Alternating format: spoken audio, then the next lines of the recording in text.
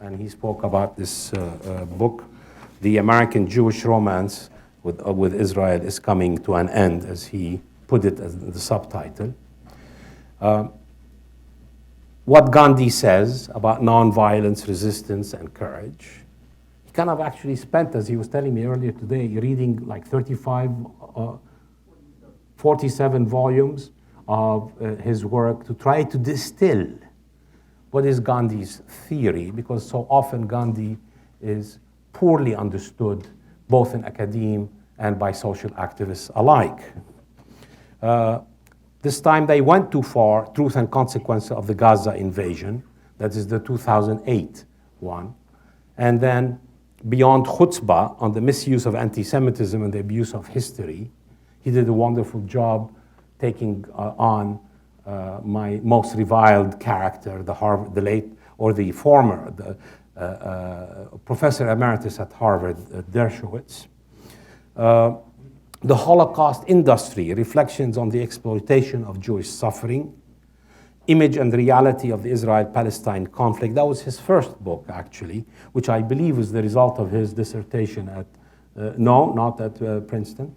A Nation on Trial, the Golden Hagen Thesis and Historical Truth, and The Rise and Fall of Palestine, a personal account of the Intifada years. His first visit to Chapman coincided with the publication of Knowing Too Much. Prior to that event, I received an email from someone in Arizona complaining that about inviting Norman Finkelstein. He claimed that Finkelstein is too controversial. But since when is being controversial grounds for banning? Galileo was controversial, at least in Catholic standards. In recent times, Noam Chomsky, Howard Zinn, and Edward Said have also been deemed controversial. Let me suggest that being controversial is a mark of distinction. Norman is in good company. Oppositional intellectuals like Norman refuse orthodoxy and dogma. They invite us to think out of the box. They insist on telling truth to power. In this connection, I'm reminded of the 19th century, a great writer by the name of Émile Zola, great novelist, essayist, public intellectual. He stood up to defend the bogus charges against Captain Dreyfus, who was charged with treason, among other things, in the post-Enlightenment era of France. He challenged, basically, he opposed French anti-Semitism that was growing despite the claim of liberty, equality, and fraternity. Zola published an open letter, I believe it was published in L'Aurore, titled J'accuse, I accuse. In it, he accuses the president, the clerical establishment, the ecclesiastical establishment, for essentially not telling the truth, for railroading the man, and for conducting a kangaroo court to try him. Despite the pre-internet age, his J'accuse became well known internationally. Across the big pond, Mark Twain responded to Zola's clarion call. Such cowards, hypocrites, and flatterers as the members of the military and ecclesiastical courts the world could produce by the millions every year. But it takes 5 centuries to produce a Zola. Dare I say that for me, Norman represents the courage of Émile Zola and all the others I've mentioned, Said, Chomsky, and Howard Zinn. Norman, I have known you for a long time. In fact, we met in 1982, which occasions your first engagement with the Israel-Palestine question. I admire your commitment to truth. Your work continues in the tradition of Zola and others that I mentioned earlier. As a researcher and writer, Norman's work can be described as forensic. His research is meticulous. Let me make a bold claim. I don't know of a single scholar whose work is as meticulously researched as Norman's. And I know a lot of people, and I dare say, your friend and mentor, Noam Chomsky, is not as meticulous as you are in his research. Some fault him for coupling his findings with rhetorical flair. So in this book on page 291, he dubs one person as engaging in wanton acts of criminal prostitution. He has in mind a prosecutor working for the International Criminal Court who essentially doesn't believe that settlements are illegal. But again, this is the best tradition of American writing, exemplified by Mark Twain and his critiques. In connections with Norman's visit, I spent the bulk of my break reading his new book, Gaza, An Inquest into Its Martyrdom. The book is simply overwhelming, yet a must-read. It is not an entertaining book. It will boil your blood in agreement or disagreement. But it is a powerful work. Norman uses all of his research skills to deconstruct Israeli policies, reports by international commissions, as in the Goldstone report. The Human Rights Report, in particular, he devotes a whole chapter to a deconstruction of Amnesty's elisions. He calls them out for their elisions, lies and cowardice. He is on the mark. I don't know of any author who brings so many analytic research tools to deconstruct the subject at hand.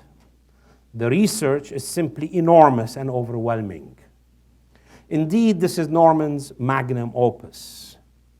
I want to quote from one of the people who wrote on the dust jacket, but this author refers to the myth of Sisyphus.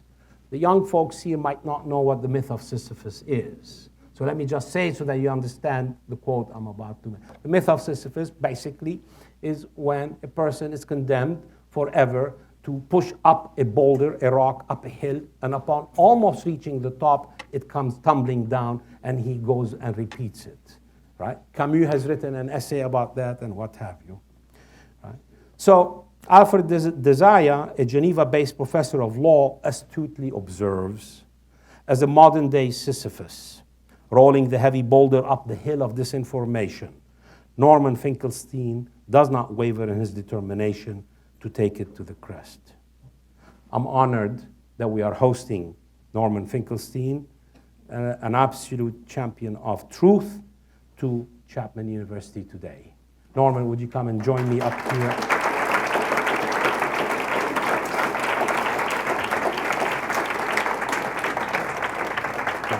I think we need to turn your mic on. Okay. No, I think you have to take it out. I think it's here. Yeah, front off there. Yeah. And then. That can we have, how many Arab engineers do you need to activate a microphone? Norman, thank you for coming to Chapman. And what I would like to do is start out with a question.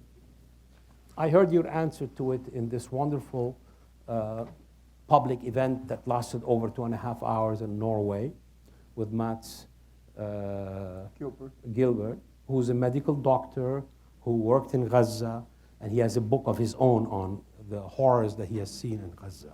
Let me just clarify out of deference to him. He volunteers each time Israel decides on launching another massacre in Gaza. He makes a beeline for Gaza, and he's an anesthesiologist, a very brave guy and principled guy, and just a really wonderful human being.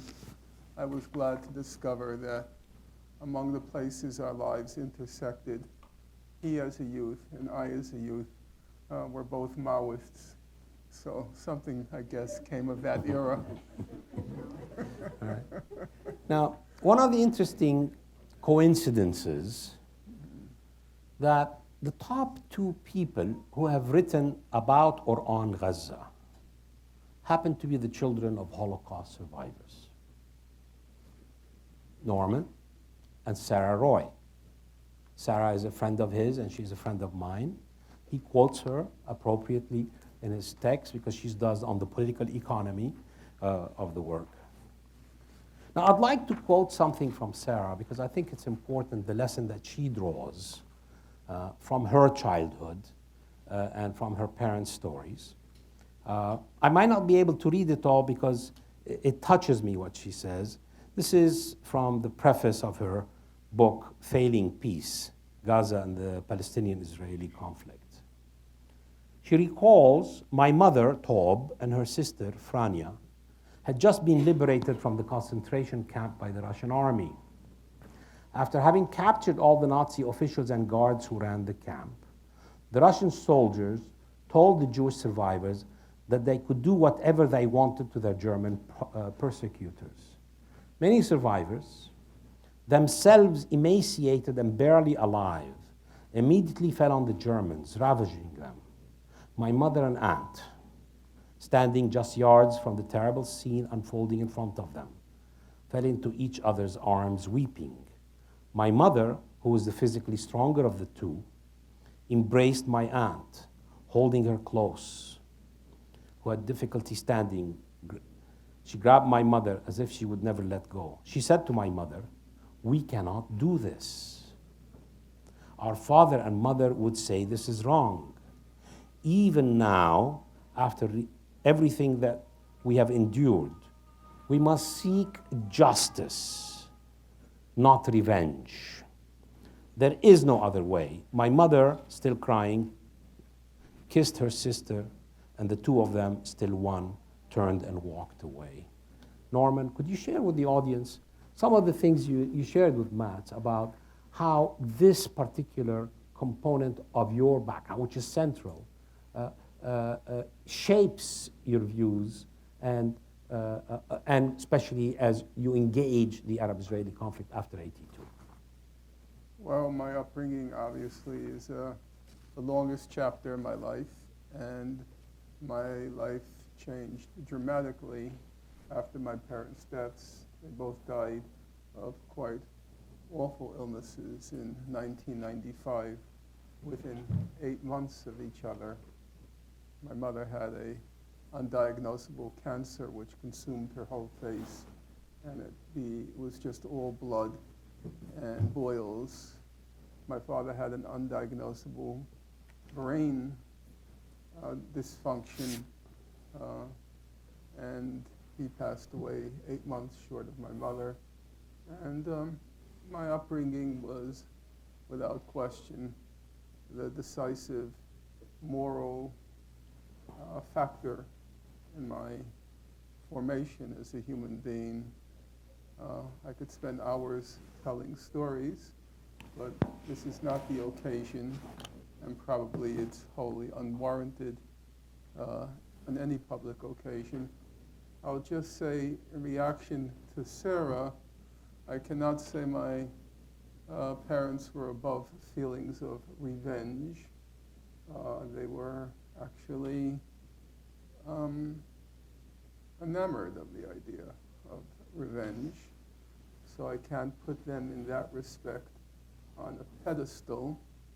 I remember when I asked my mother's opinion after Eichmann was sentenced to death, she was opposed to the death penalty being inflicted on him, but she was opposed because she was an atheist, and she thought it was the easy way out, that he would be dead, gone, it's over, and that he wouldn't have to endure or live or be conscious of or the object of obloquy because of what he had done. So in the category of revenge, I don't think my parents ever felt that there was any contradiction between revenge and justice, that those two values can happily sit together. I was interested on the question of the liberation. My mother was also liberated by the Russians, my father by the Americans. My father was in Auschwitz in the Auschwitz Death March. My mother was in Majdanek concentration camp and then in 2 slave labor camps. And once Amy Goodman, who many of you know as the moderator on Democracy Now!, she was at a certain point a personal friend of mine, and she came to interview my mother on my mother's experiences during the war. And I remember Amy Goodman asking her at some point, so when were you liberated? My mother gave the date, and then Amy said, well, I guess that was the happiest day of your life. And my mother reacted in complete shock and bewilderment. She said, the happiest day of my life? It was the worst day of my life. And now it was Amy Goodman's turn to react in bewilderment, and as I noticed on some people's faces, perplexity. How can it be that the day of your liberation would be the worst day of your life? And obviously Amy asked that question, put that question, my mother, because my mother said, because now for the first time I realized everyone was dead and I was alone in the world. Because obviously to have survived that experience, it was 98%, okay, let's call it 97%. It was just sheer luck. There was a telling scene in Primo Levi's If This Be Man. It was also translated as Survival at Auschwitz. And he was working in the laboratory at Auschwitz. And at some point, they were having this selection, who's going to live, who's going to die. And he was asked to run. He was wearing wooden clogs. And he had to run from one end of the laboratory to the other. And as he's running, he trips. And he knows, okay, I'm going to be marked to go to the gas chambers. And the guy who was taking the notes, they had numbers on them. He took the wrong number. And so I think what Levy was trying to convey is 98, 97%, it was pure luck. But there was a 2 or 3% which required this kind of almost maniacal focus. You have to see which way to turn. Should I go to the left? Should I go to the right? Should I run straight? Should I run back? At every single moment, you constantly had to make what turned out to be life and death decisions. And so you develop this kind of monomaniacal focus. And so as my mother is enduring the war, she's not thinking about anything except how to survive. Should I go to the left? Should I go to the right? Should I go this way? Should I go that way? And she's doing that for several years. And then when she's liberated, suddenly her mind is emancipated and she could think. And the first thought was, everyone was dead. Her entire family, her mother, her father, her grandmother, her grandfather, her sisters, her brother, everybody was gone. And she said, for the first time, I realized I'm alone in the world. So her reaction was, I think, somewhat more mundane than the elevated reaction of Sarah's parents, Sarah's mother. One thing that resonated for myself, when I read Sarah's account, one thing that resonated, my parents were absolutely fanatical supporters of the Soviet Union and Stalin, to the point that even to the last day of their lives, it was impossible to say a critical word of the Soviet Union, and especially of Stalin in my household. Because my parents' view, which was factually correct, that had it not been for the Russian Red Army, they would not be alive, and I certainly wouldn't have been alive. It was the Soviet Union which defeated the Nazis, and all of the nonsense about the United States and the UK playing a significant role. They didn't even play a marginal role. If you look at the actual history, at least 90% of the German troops were on the Eastern Front fighting the Russians. If you look at casualties, about 250,000 Americans were killed, about 400,000 British were killed, and about 20 to 30 million Russians were killed. It's just a totally different picture. And Sarah remarked how caring the Russian Red Army was of her family. She tells a story in another place that they told, maybe it was a Polish family, I can't recall now. It was either, I think it was Polish or German, I can't remember now. They said, take care of these people, meaning her mother.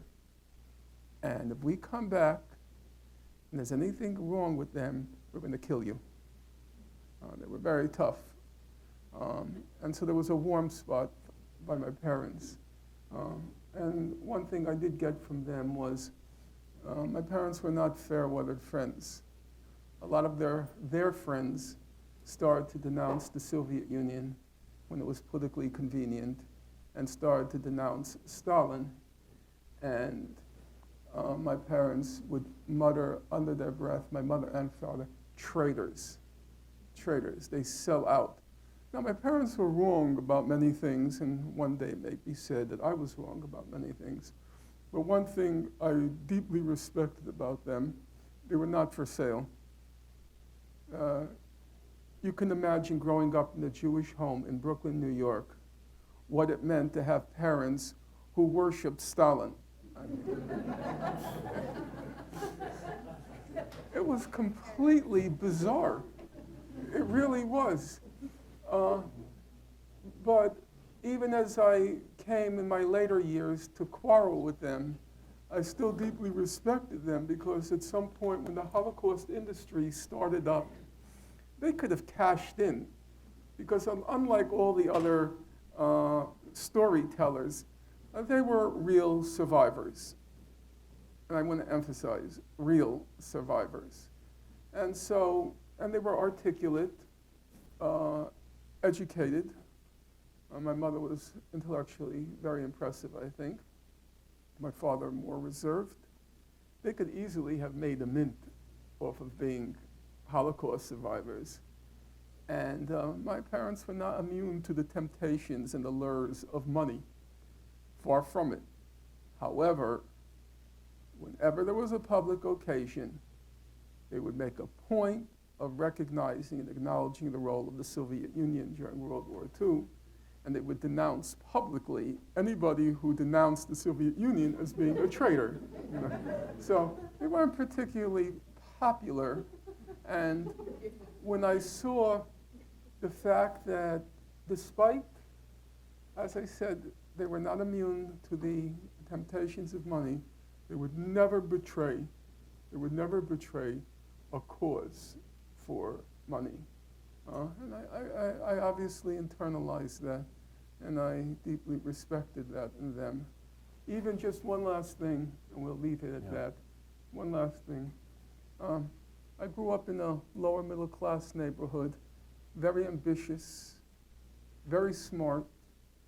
My high school, you'll be surprised if I tell you, 3 years ahead of me was Charles Schumer, the current Senate, the Democratic Party minority leader.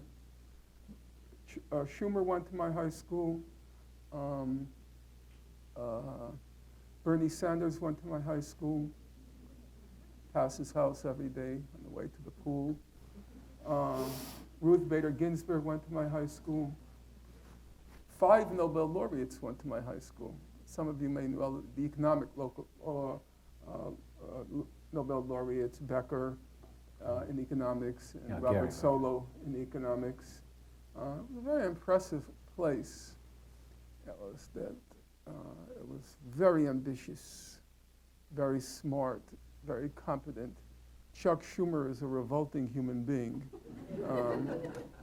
However, facts are facts. No, he was the valedictorian of my class. He was his class at my school, extremely smart guy. And part of the ambition was to be very conscious about money things, money matters. And in a neighborhood like my own, a money matter was always, or the money matter. For those of you who have those devices, I warn you, I have a phaser. And it's not set on stun, it's set on kill. Okay. And if there's a group of you, I have in my other back pocket a couple of photon torpedoes. So beware. The other thing was, it was conscious about money, and money meant in my neighborhood property values. And you were always wary of what might bring down property values.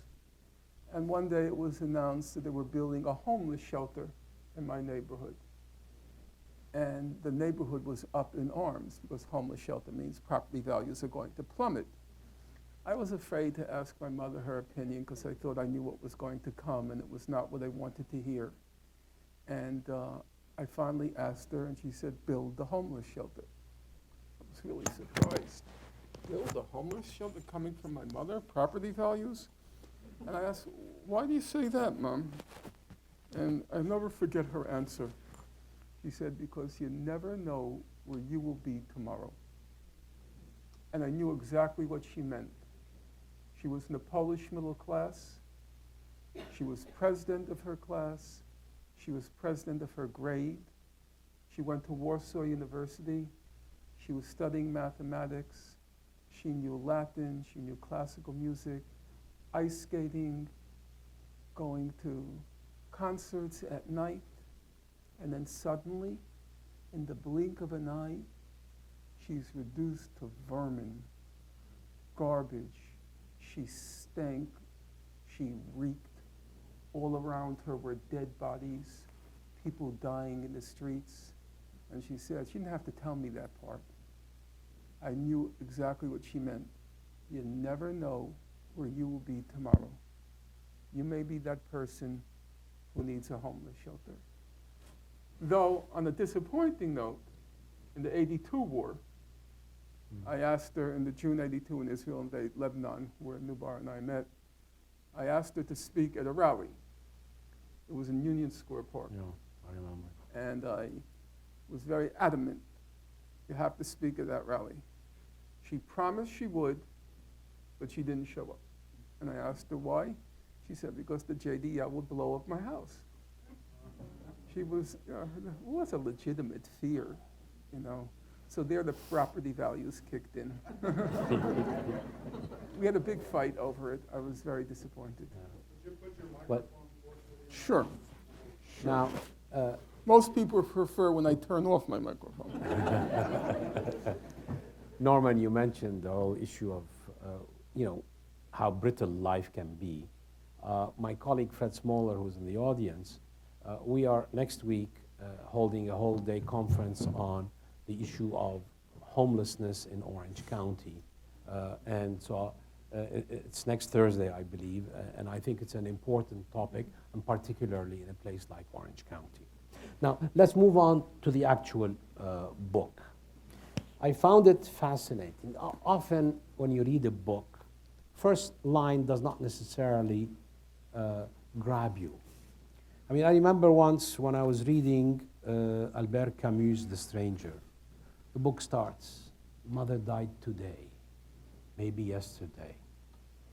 What a brilliant opening.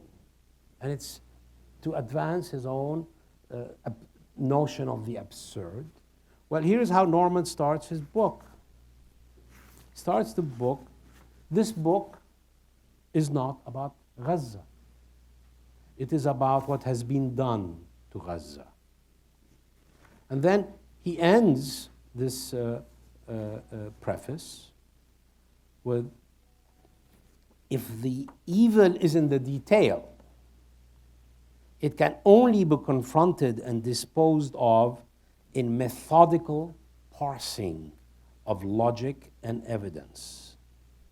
The reader's forbearance, and you will need a lot of forbearance, must in advance be begged, as perusing this book will require infinite patience. Elaborate, because it seemed these are two interesting drivers that are important to understand the oeuvre that you have produced. Well, one of the things that went right about the book is it was constructed in the proper order, which is to say, if you're writing a book, you should write the body of the book first, you should write the conclusion second, and you should write the introduction third. And by the time I came around to writing the conclusion and the introduction, they flowed fairly mellifluously. I knew exactly what I wanted to say in the conclusion, and then it was also clear to me by the end what I wanted to say in the introduction. And by the time I came around to writing the introduction, it was clear to me that the book wasn't about Gaza, because Gaza was not, or the people of Gaza weren't active agents in the reality as it's unfolded the past 10 or 12 years, which is the focus of the book. It's very popular now, it's fashionable to speak about agency of victims, and we're not supposed to talk about victims, we're supposed to talk about survivors. I'm not too keen on this postmodern gobbledygook.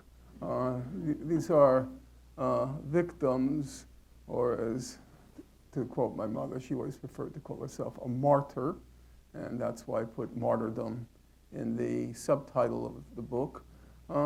They have very little agency, the people of Gaza.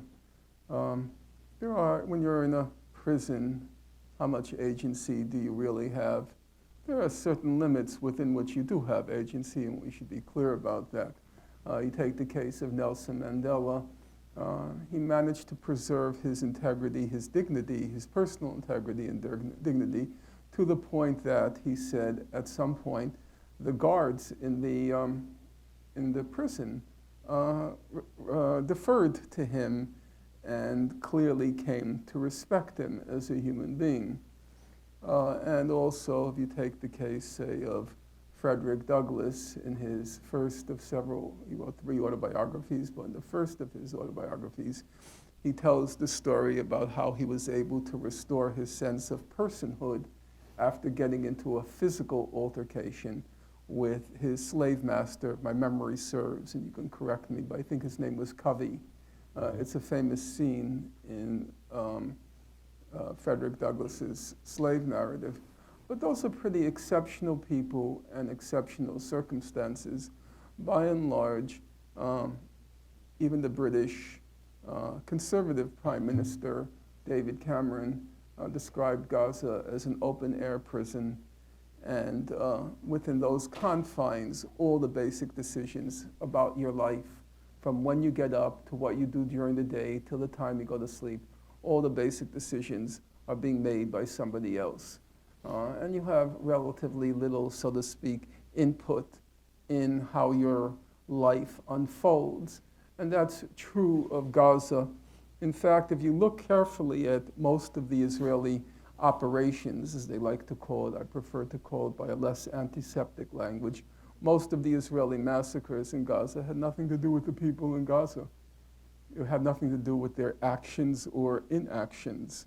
It had to do with a much broader, a larger Israeli political agenda, of which Gaza served only as the target, but not really the motive. So the book is a chronicle of what has been done to Gaza, much less what Gazans themselves have done.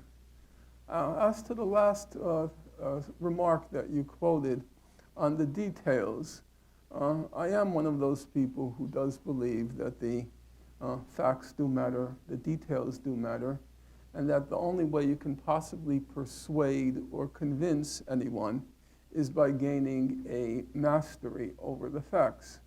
And there I have to credit, my parents were, by a wide margin, the major moral influence on my life, and it's not taking anything away from them to say that the major intellectual influence in my life, by a wide margin, was Professor Chomsky, and it was his mastery that was most compelling. I still do remember the experience vividly as it was. The experience of reading his Fateful Triangle. And that was, for a large number of people in my generation, it was a seminal work because it was so overpowering in its mastery of detail and logic. One of Nubar's friends, close friends, and most of you will know him, Edward Said, when he reviewed Fateful Triangle in the London Review of Books, I remember he wrote that what distinguished Professor Chomsky as a thinker from all of his precursors in the great tradition, as it's called, the one thing that distinguished him, and the more I read it, the more I read in life, the more I realized that Edward Said had really touched on a significant fact. He said, I'm pretty sure the phrase was, it was Chomsky's terrifying grasp of detail. There's no one ever like him. If you read people who are within his trajectory, someone like Bertrand Russell, Russell was a person of enormous erudition. But he generally, I don't want to take anything away from Russell, but he generally spoke in kinds of broad generalities. There was the occasional reference to scholarly literature, but you don't find his social, I'm not talking about his professional fields, philosophy, mathematics, but in his social commentary, you can't say it's replete with scholarly references.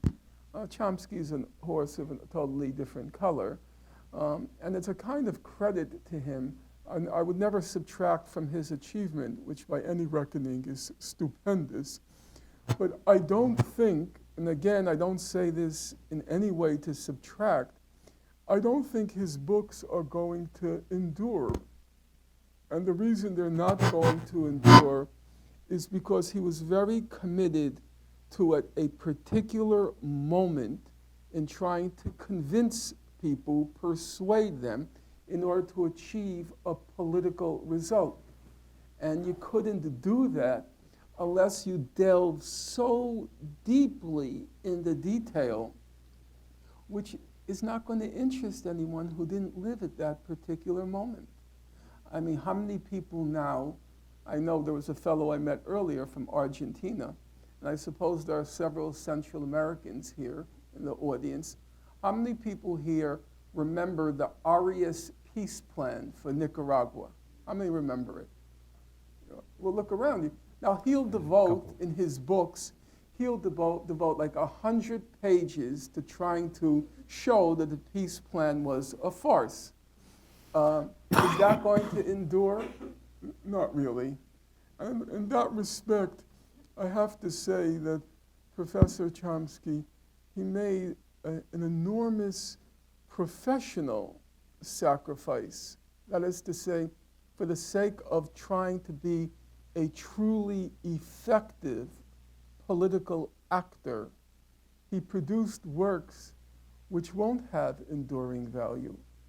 Now, obviously, he's conscious about his place in history and his place in the history of politics and philosophy, but his place was severely diminished because he was committed to actually having, at any particular moment, an impact. And that required the details. I don't think if you don't have the details, you will only persuade those who already agree with you. It's speaking to the choir. The only way you can reach a broad audience of uncommitted people is by bringing to bear the details. And that's what I tried to do.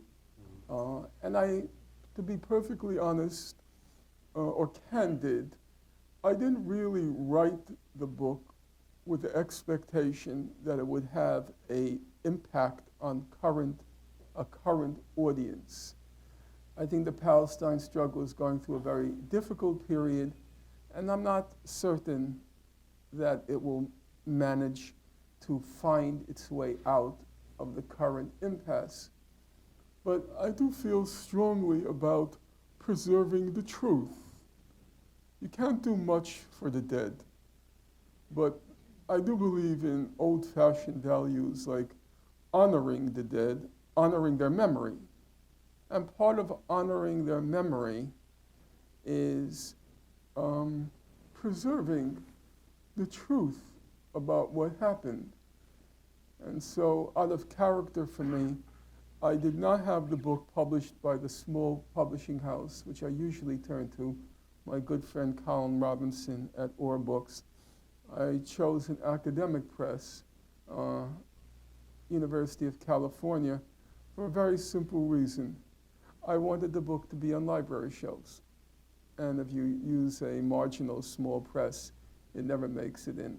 I wanted somebody 100 years from now, like some of, not any of the young people in the audience even, but your children or grandchildren, one day they're going to be walking through the bookshelves. They'll see this thing about Gaza, and they'll pull it off, and they'll say, hopefully they'll read it. They'll say, oh my God, did that really happen? Just like our generation, meaning my own, when we look back at what was done to the Native Americans, it's a kind of, oh my God, did that really happen? Because in my generation, growing up, and I was hardly immune to it, I would sit in front of the television, kill those savages. No, I was no better than anybody else. And if they took fire and they torched the savages, I was even happier, you know. It was incinerating ants. Part of my life as a kid, a 5-year-old, is with the magnifying glass, focusing the sun's rays and incinerating ants. And the other half is sitting in front of a television set and rooting as the cowboys incinerate Native Americans.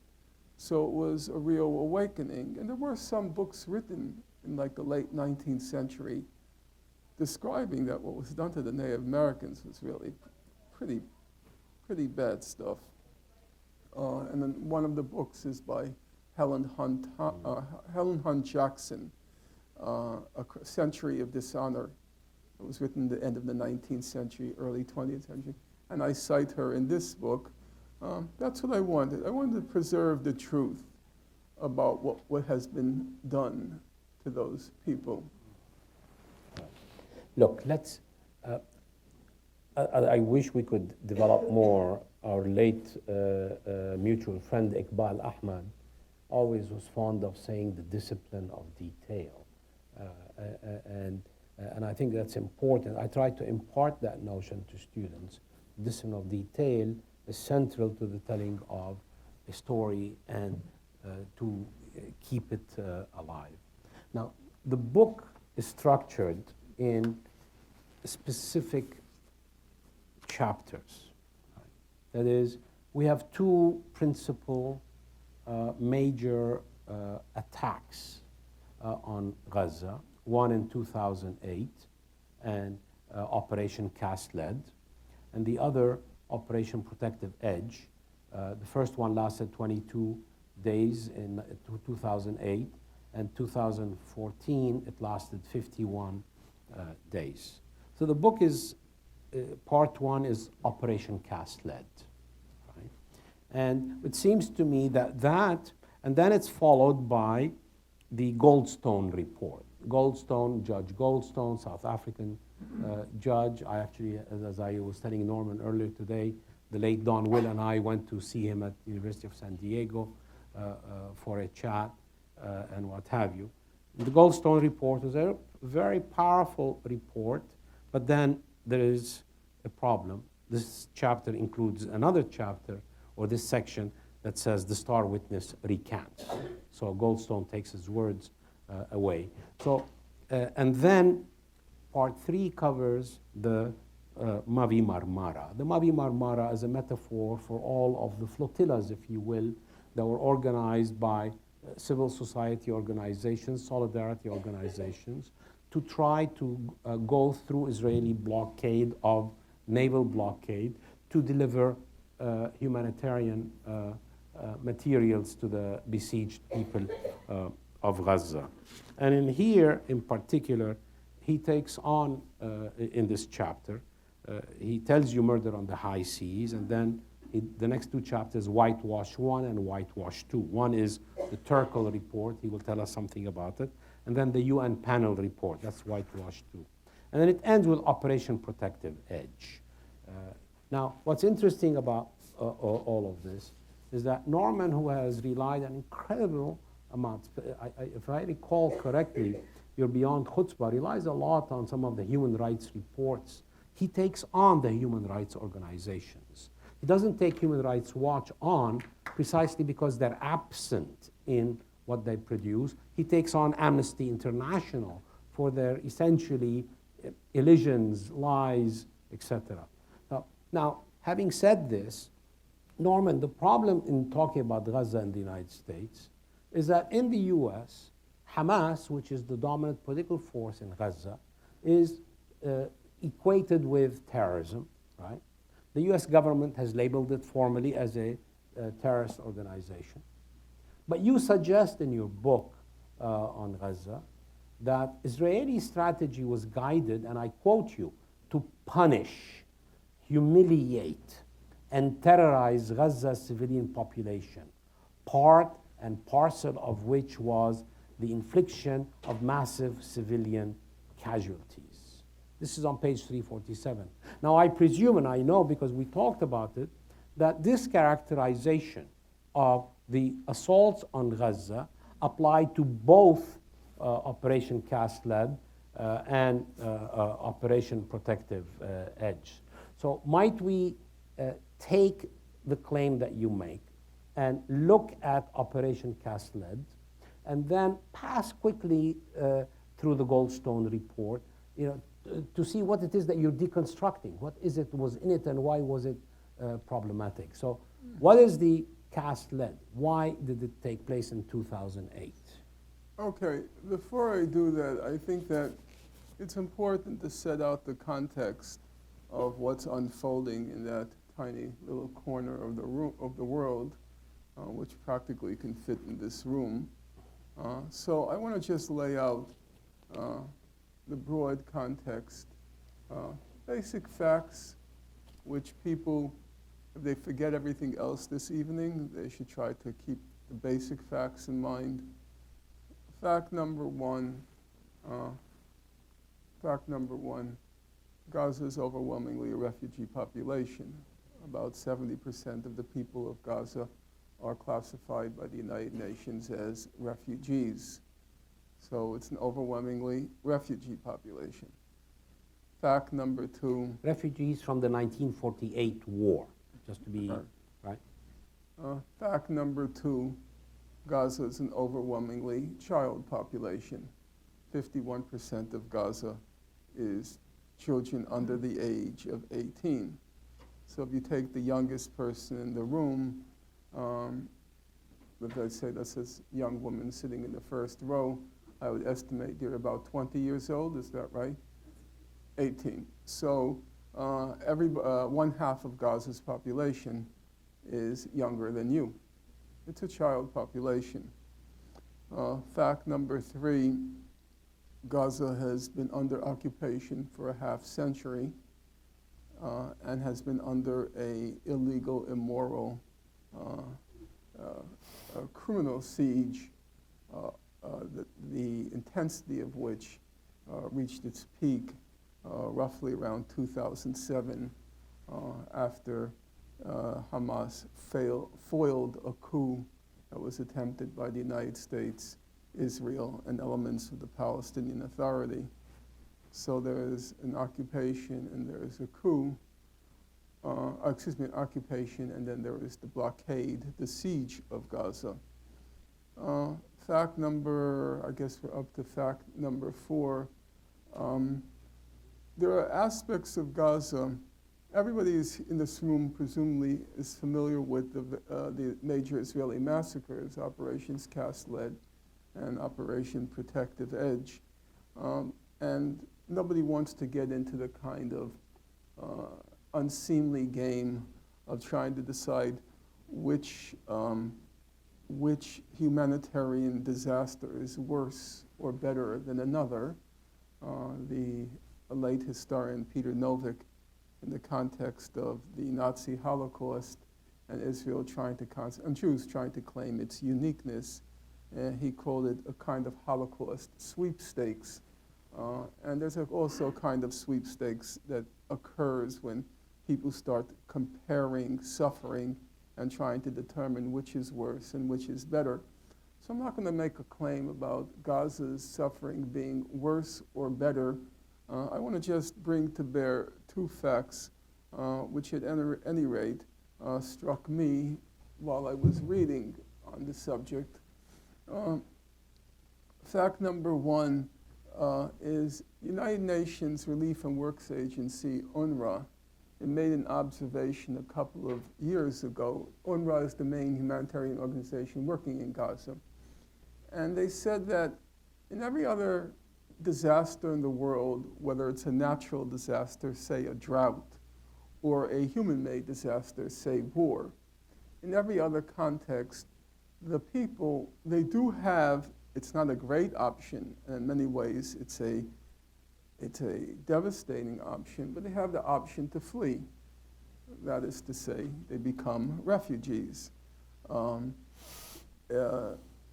Gaza, however, is unique in that they don't have that option. In the midst of the massacres, in the midst of the human-created disasters, which are compounded by the natural disasters, say, take the case now, the the UN relief agencies say that 97% of Gaza's water is poisonous. It's unfit for human consumption. And as Sarah Roy wrote in the introduction to her most recent edition of her standard work on Gaza's economy, she says that every day parents in Gaza have to watch as their children are being poisoned to death. That's just a factual matter. The Israeli policy is poisoning the children of Gaza, but they don't have the option to flee. They're caged in, there's a blockade, a siege. They don't have that option. And the last point I would make, and again I have to be careful about myself falling into the trap of comparing sufferings. It's sometimes difficult, especially in the context now of the Middle East, to try to bring home the magnitude of suffering that any particular people are experiencing, because if you point to Yemen, then somebody's going to point to Syria, and if you point to Syria, somebody's going to point to Afghanistan, and next to all of that, Gaza kind of seems like it pales in comparison. But then I was struck, there's the head of the International Committee of the Red Cross, a fellow who goes by the name of Peter Maurer. And Maurer's basic job description is he has to visit war zones. That's what the ICRC does, and he is the head of the ICRC. He has to visit the war zones. And it did strike me, I did check to be sure I'm not speaking out of place. If you Google Peter Maurer, Afghanistan, he's been to Afghanistan. Peter Maurer, Syria, he's been to Syria. Peter Maurer, Yemen, he's been to Yemen. Peter Maurer, Central African Republic, he's been to Central African Republic. Still, nonetheless, notwithstanding, after Operation Protective Edge, Maurer went to Gaza. And he came out saying, never before have I witnessed the magnitude of destruction that I saw in Gaza. And that's a kind of, it's a kind of statement that causes you to ponder and maybe even take your breath away. that somebody who's been to every war zone that everyone in this room is acquainted with, nonetheless finds that in tiny little Gaza, he bore witness to more destruction that he had seen anywhere else in his career as the head of the ICRC. So those are the facts, I think, that anything we talk about has to be, that's the context within which anything we talk about has to be situated, the overarching picture of Gaza.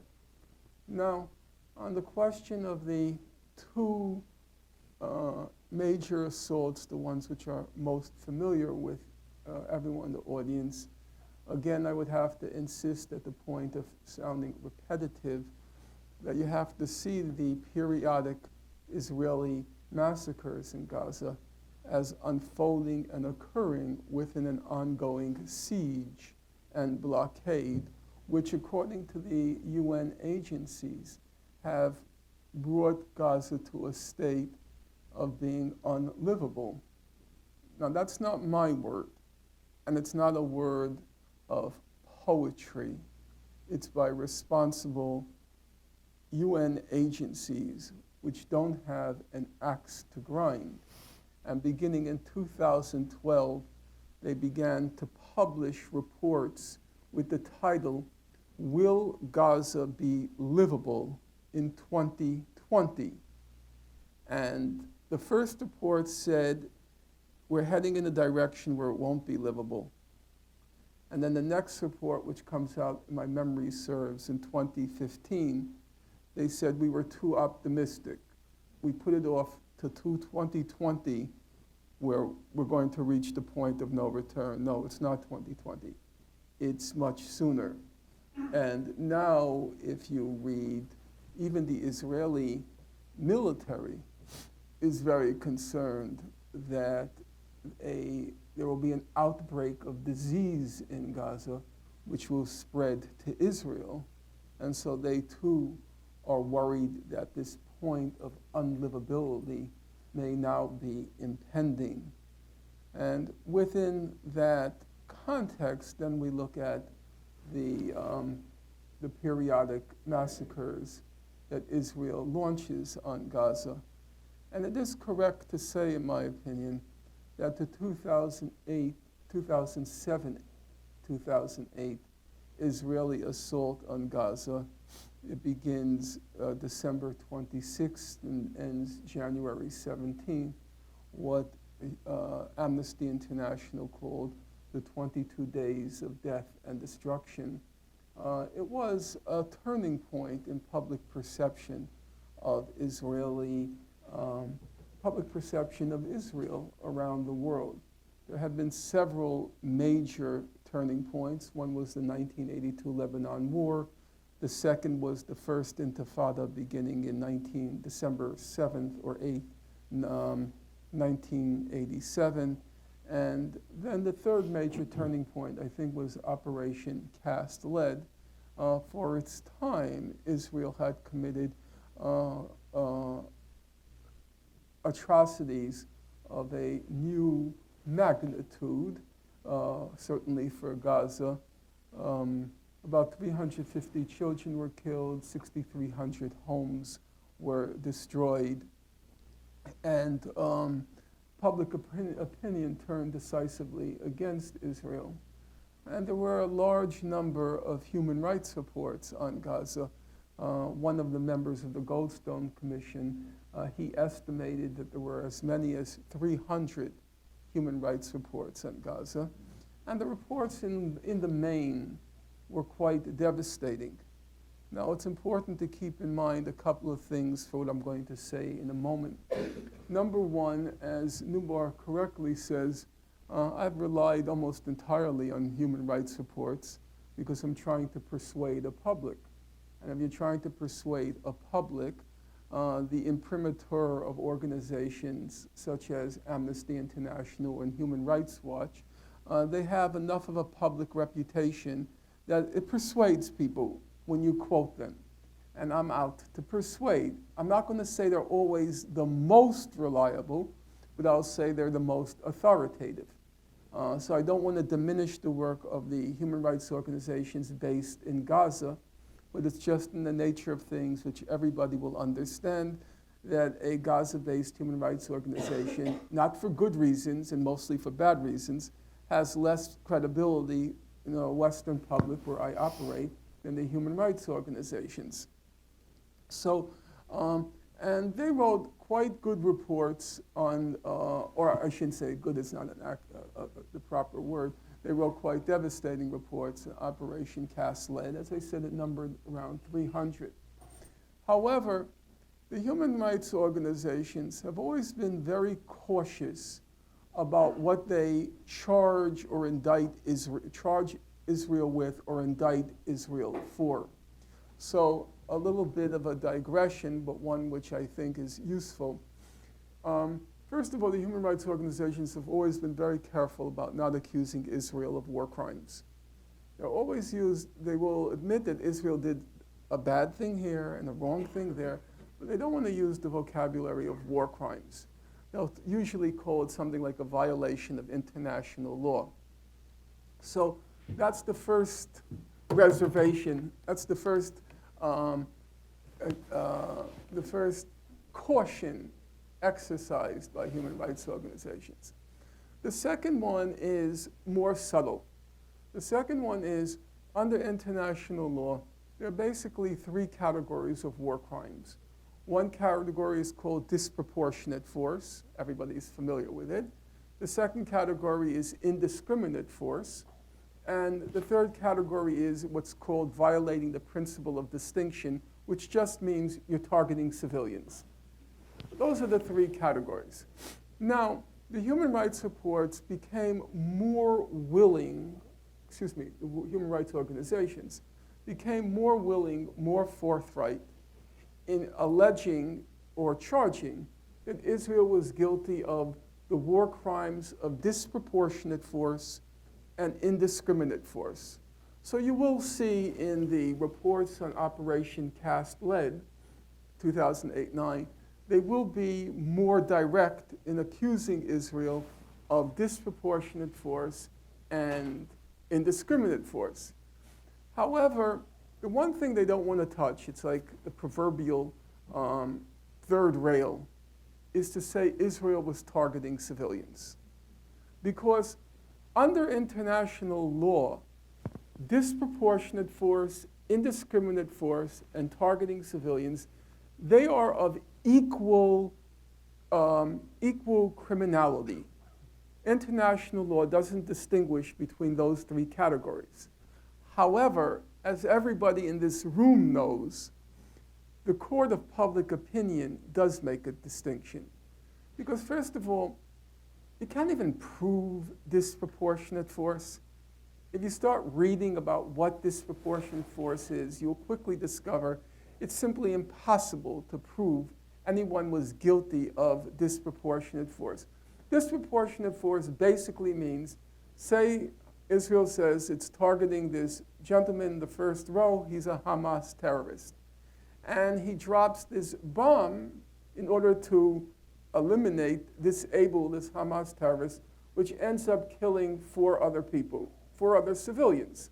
So a human rights organization says that's disproportionate because in trying to take out, I don't like that expression, but that's the term, in trying to take out this Hamas militant, you killed 4 civilians, and that's disproportionate because you shouldn't have killed so many civilians in order to take out this militant. Well, then Israel comes along and says, but you don't understand. He was a key militant. He was he was on the verge of committing a major terrorist attack. So it was proportionate because even though 4 civilians were killed, he wasn't an ordinary militant. He was a senior Hamas operative, and therefore it was proportionate. And it goes back and forth, and you can't prove anything. I can assure you it's impossible to prove. Indiscriminate force means Hamas wants to take out this gentleman here. Israel wants to take out this gentleman here because he has a beard, so he's obviously a Hamas terrorist. But in order to take him out, they fire artillery indiscriminately and end up killing 5 people surrounding him. That's indiscriminate force. And each of those categories, they're war crimes. However, they presume that there's a military target, because disproportionate force means you were targeting a militant, you killed, quote unquote, too many civilians. Indiscriminate force means you were targeting a militant and you killed too many civilians. But your target, your goal, was a militant, a combatant, or a military site. The third category is very different. Even though it's of equal culpability under international law, you're targeting civilians. The court of public opinion, if we can use that expression, the court of public opinion will usually accept disproportionate force, because what does it mean, proportionate force? The whole category seems kind of weird. And they'll accept indiscriminate force, because it's the fog of war. You didn't really see who you were killing. They won't accept one thing. They won't accept targeting civilians. That's kind of crossing a moral red line in the court of public opinion. The human rights organizations understand that. And that's why they focus on disproportionate force and indiscriminate force.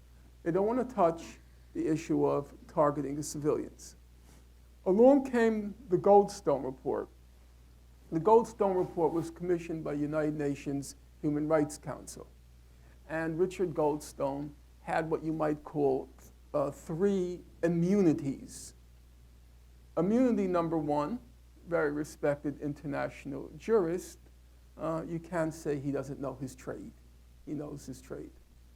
Immunity number 2, he is a self-identified proud Jew. By his own reckoning, being Jewish is not just a fact of birth or fact of fate. He's self-identified as Jewish, and proudly so.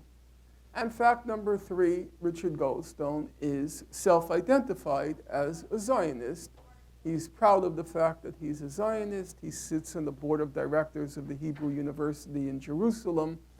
His daughter does Aliyah, which means she immigrates to Israel for ideological, nationalistic reasons. And so this puts him in a kind of protected position vis-a-vis the Israeli slur machine and slander machine. And he produces a report along with his colleagues. He had 3 other colleagues. And the report was unusual for the following reason. Because for the first time, at least to my knowledge, a respected human rights organization, it says, and Nubar quoted earlier, it says that the purpose of Operation Cast Lead was to punish, humiliate, and terrorize a civilian population. In other words, this wasn't a war, because a war presumes you are targeting military sites or combatants. But that wasn't the purpose of Operation Cast Lead. The purpose of Operation Cast Lead was to target a civilian population, not combatants, not military sites. And so, in reality, the moment you start invoking categories like disproportionate force and indiscriminate force to describe what's happened in Gaza, you have already internalized and are repeating Israeli propaganda. Because there was no disproportionate force. Disproportionate force means you were targeting a militant or targeting a military site. That's not what was happening. They were targeting the civilian population, in particular to terrorize it into submission. And as you can imagine, and some of you are young and old enough to remember, when the Goldstone report came out, the Israelis went absolutely berserk. They went mad. The entire political spectrum at every level, they just went after Goldstone like there was no tomorrow. They started to get very personal, dredge up his past as a jurist during the South African apartheid era. He was a judge during the apartheid era. Then they tried to prevent him from attending his grandson's bar mitzvah in South Africa. And for Israel, there was, for the first time, there was a real fear when Benjamin Netanyahu, the prime minister, when he spoke about the Goldstone report, he spoke about it in the context. He said, there are three main dangers confronting Israel today. Number one, Iran. Number two, Hezbollah and Hamas rockets.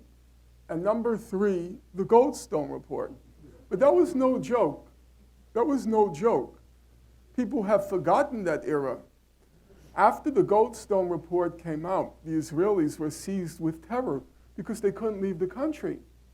Wherever they went, under the principle of international law called universal jurisdiction, if you commit certain war crimes, you can be prosecuted by any state in the world.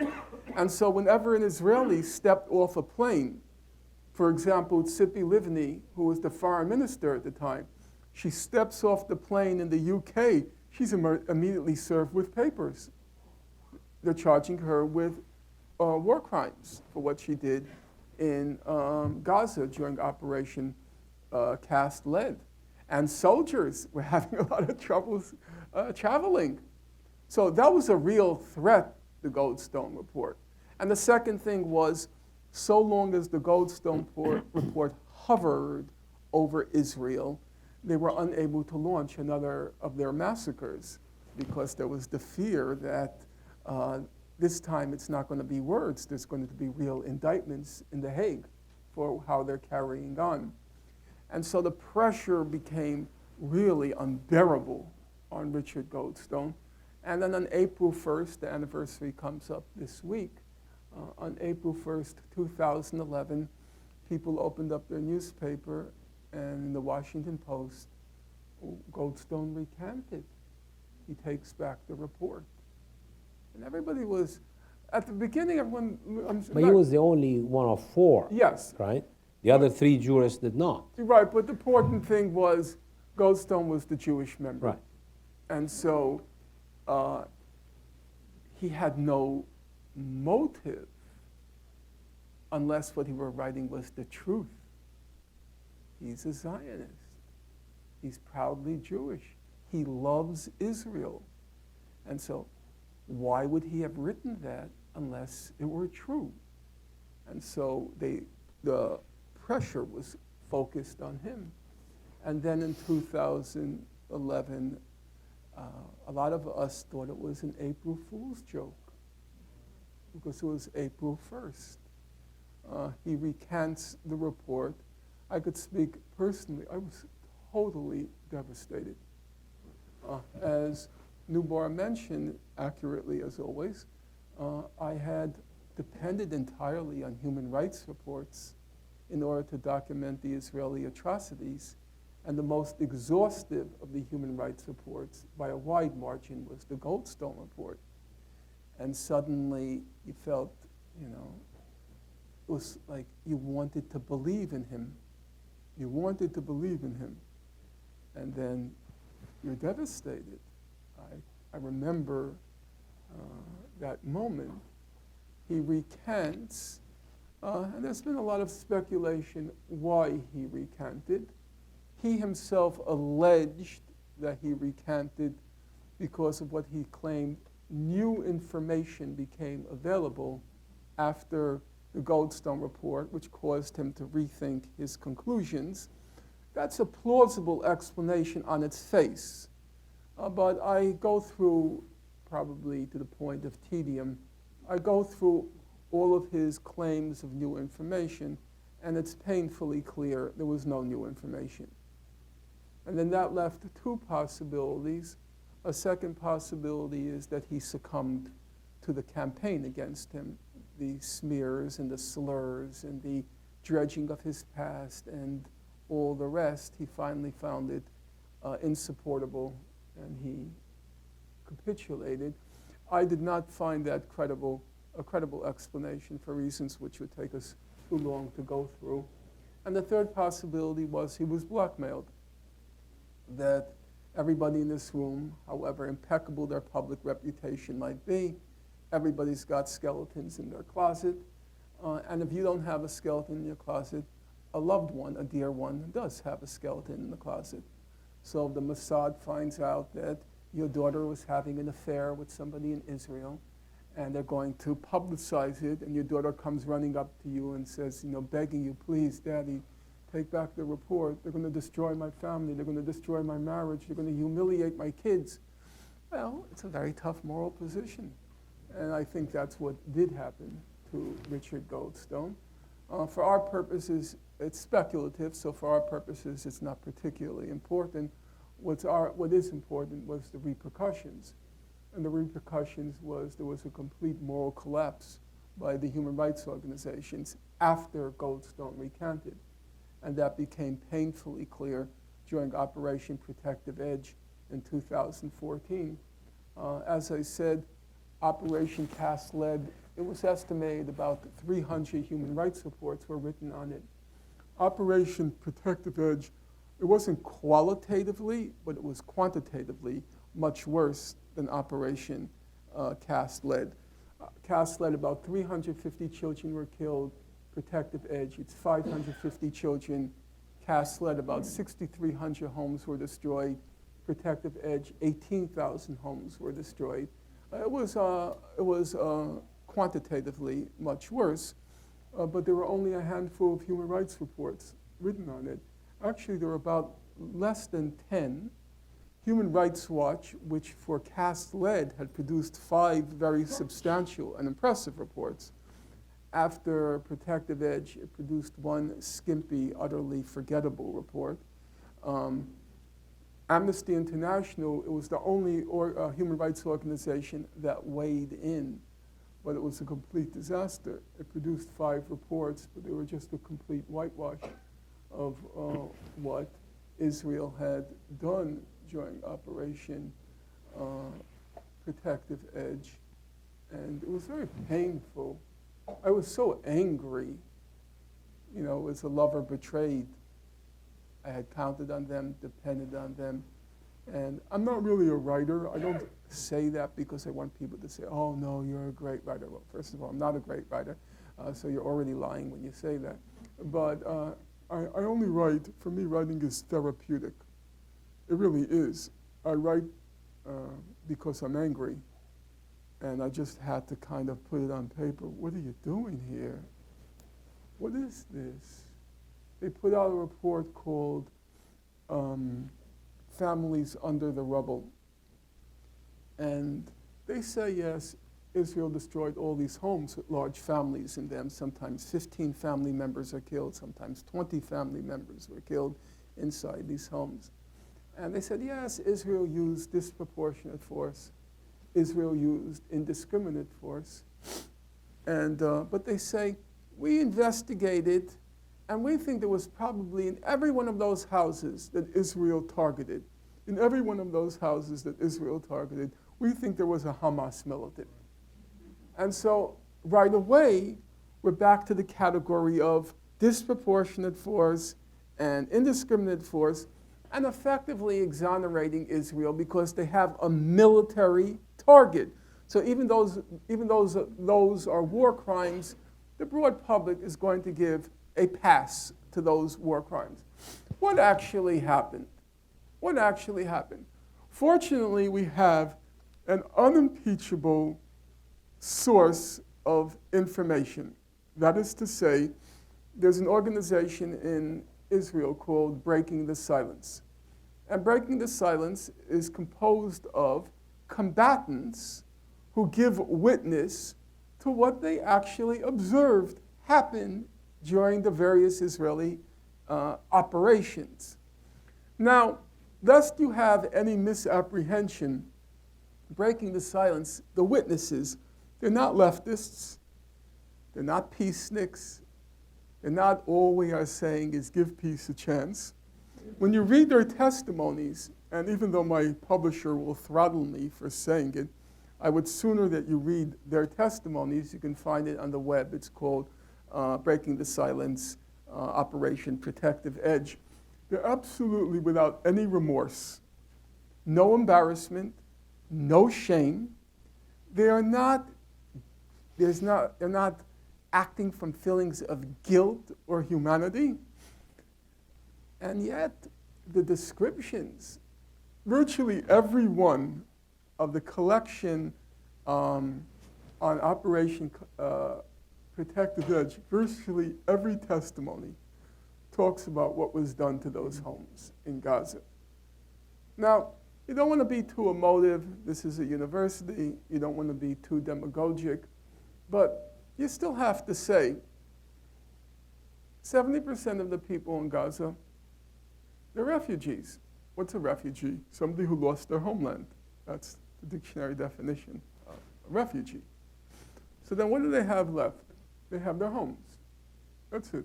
They lost their homeland, and from losing their homeland, all they had left was to rebuild a home.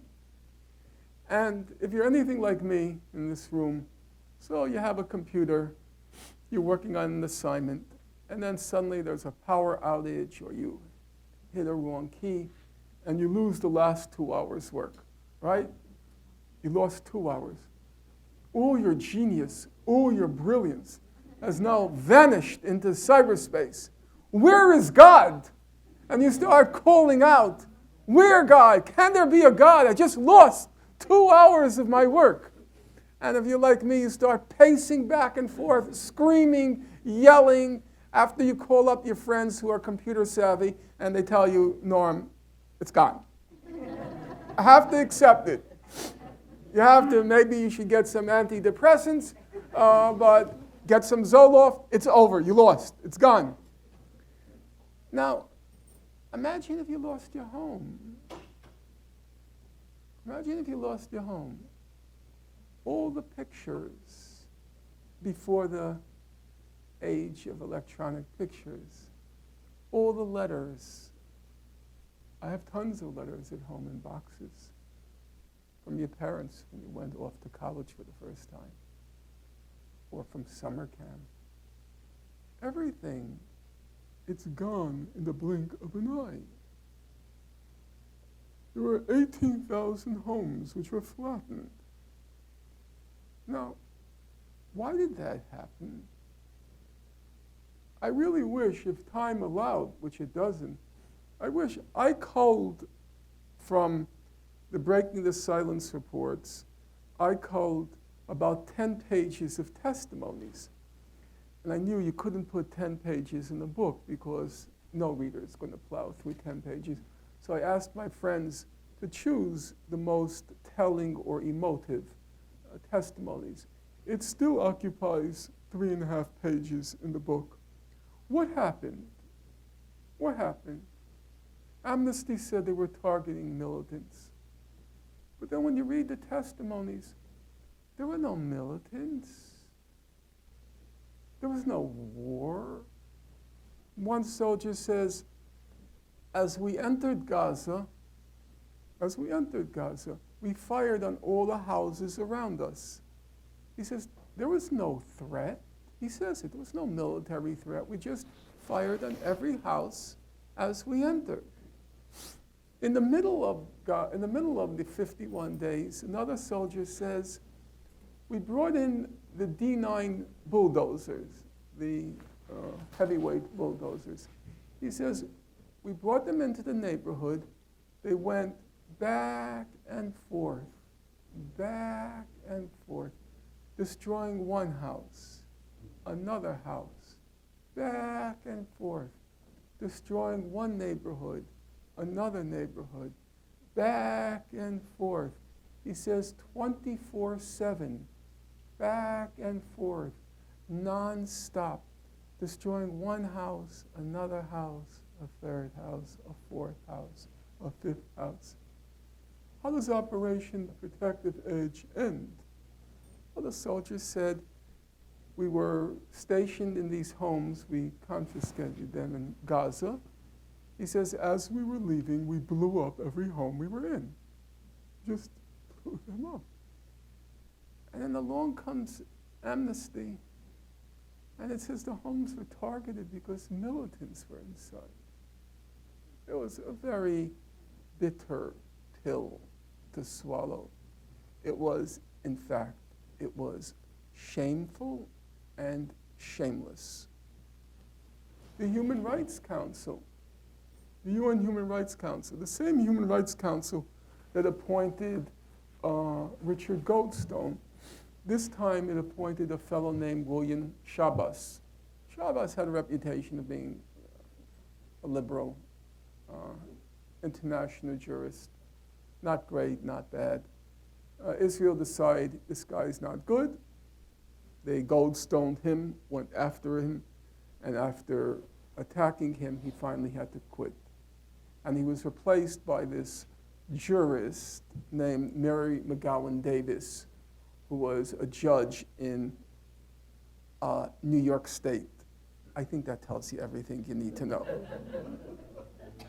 If you know the New York State bar, I won't say more. Most of you can figure it out. This is being taped, and I have enough legal difficulties as it is. So I won't say more. Okay. They write this horrendous, she presides over this ghastly report.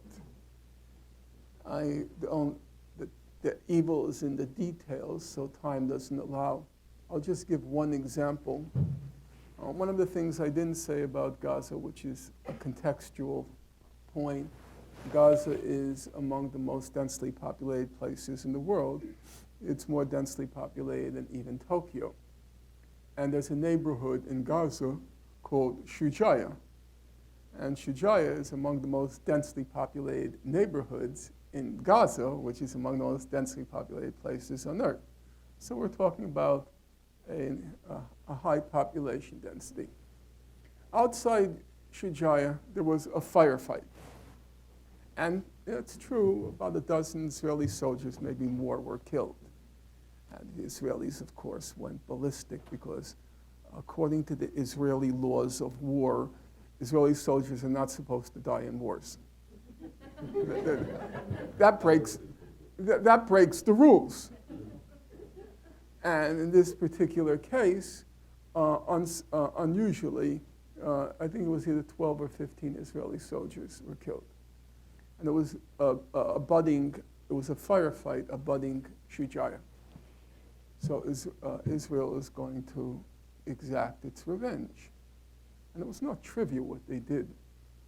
On Shujaya, among the most densely populated neighborhoods in Gaza, they dropped over 100 one-ton bombs on the civilian neighborhood and fired thousands of high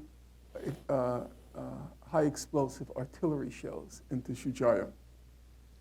So why the hell did you do that, you Mongol hordes? You throwback, I don't know, to Attila the Hun? Well, they have an explanation because Israelis always have explanations. They never lack in explanations. They always have this very edifying legalese, chock full of footnotes, more than even my books or Professor Chomsky's books, to try to defend themselves. And they said, the reason we did that in Shujaya, they said, I'm quoting them now, we wanted to rescue injured Israeli soldiers. That's why we did it. And along comes the Human Rights Council, and it says, yeah, it's pretty obvious that the reason Israel did that was what they call for force protection, rescue injured soldiers. And that makes perfect sense. So take this gentleman over here in the second row. He's about the age of an Israeli soldier. And he's injured, and he's in Shujaya. And so they want to rescue this dashing young man. And the way they rescued him was dropping a 1-ton bomb on his head. Now, doesn't that make perfect sense? Wouldn't you call that force protection? The only thing I wondered when I was reading this Human Rights Council report is, why didn't they just nuke him? You know? And the thing is, they really believe that they're being serious in these kinds of justifications. And the human rights organizations completely accept it. Take the case, I'll give you 2 other quick examples. Take the case of one incident everyone remembers from Operation Protective Edge. The 4 kids who were playing soccer along the water's edge in Gaza. And these 4 diminutive children, they weren't playing soccer, excuse me, I retract that. They were playing hide and seek. And there was a dilapidated fisherman's hut. And they were using that as their kind of base for hide and seek. Now, this was not what you would call a controversial case, because it happened that this whole scene is unfolding right before the hotel, which houses all the international reporters. And they're all out there. They see what's happening. And the 4 kids are killed by Israel. There was no fighting going on there. It was before the ground invasion had begun. The ground invasion began July 17th, and I think this happened on July 11th or 14th, I can't remember. But there were no militants, there was no fighting going on. And the kids were killed. Israel said that fisherman's hut, it said it was a Hamas command and control center. Well, there were all these reporters said it was not. So what does Amnesty say? What does Human Rights Council say? We don't understand why Israel mistook these kids for Hamas militants. It was like, it can't be that they didn't make an error. They didn't mistake them for militants. They were transparently diminutive children, and they killed them. But you can't say that. You have to assume that it was an error. It can't be premeditated, because that means they're targeting civilians. And that simply can't be. The position of Amnesty International, I had an exchange with them, with the head of their Middle East and North Africa division. He writes back, and I reprint the whole thing with his permission, I give him credit for that. He says, when Israel uses precision weapons, we have to presume that they are targeting militants. Now, I thought that was a strange presumption. If Bashar uses precision weapons, I didn't notice anyone presuming he must be targeting combatants. Why do you assume that? The usual presumption is if you're using precision weapons and you killed civilians, then you intended to kill civilians because you have precision weapons. And amazingly, they reversed the presumption for Israel. If you're using precision weapons, it must be because you weren't targeting civilians. And I'm not going to pursue that, but you cannot say that was the taboo that Goldstone broke.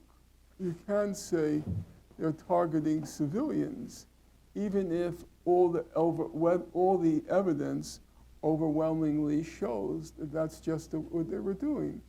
And you saw it in the human rights reports, because just one last point, The human rights reports in general on the facts are generally very accurate because there's a kind of professional integrity that you're going to report accurately the facts, what happened. But there's two aspects to a human rights report. Here are the facts, and then there are the legal conclusions. That is to say, they look at a fact set, this is what happened, and then they have to determine, was it a violation of international law? Was it a war crime? Was it a crime against humanity?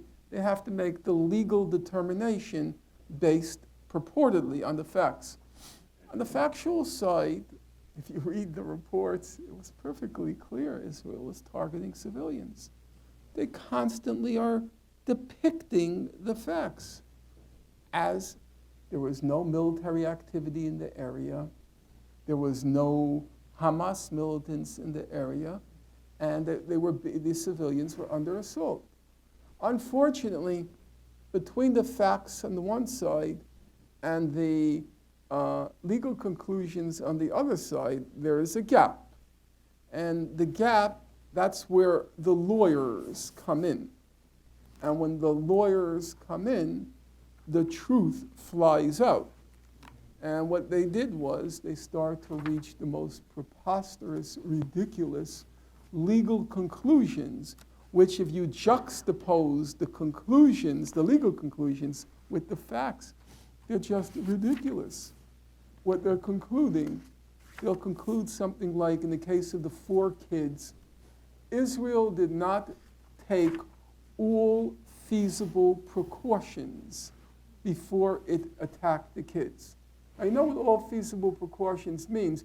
It means if you're engaging with an enemy who's among civilians, you're supposed to take all feasible precautions to make sure that civilians aren't hurt in the course of an attack. That's what all feasible precautions means. But there was no enemy when the 4 kids were killed. There was no ground fighting. The ground invasion hadn't even begun. So they say Israel did not take all feasible precautions. Feasible precautions for what? There was no armed engagement. The bottom line is, as I said a moment ago, or a few moments ago, the moment you start using that language of all feasible precautions, disproportionate force, indiscriminate force, you're already playing Israel's game. The only relevant category, except on the margins, the only relevant category is crimes against humanity. It's nothing to do with war. These are crimes against humanity that Israel is committing. And I think we should all be careful about that.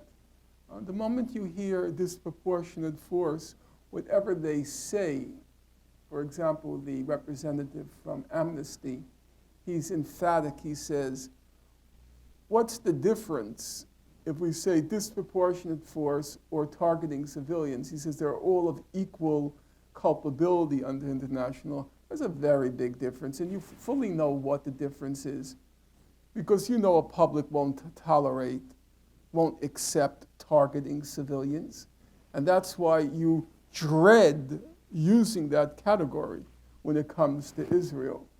And there are cases which really, I want to just give one last example. This was from Operation Cast Lead.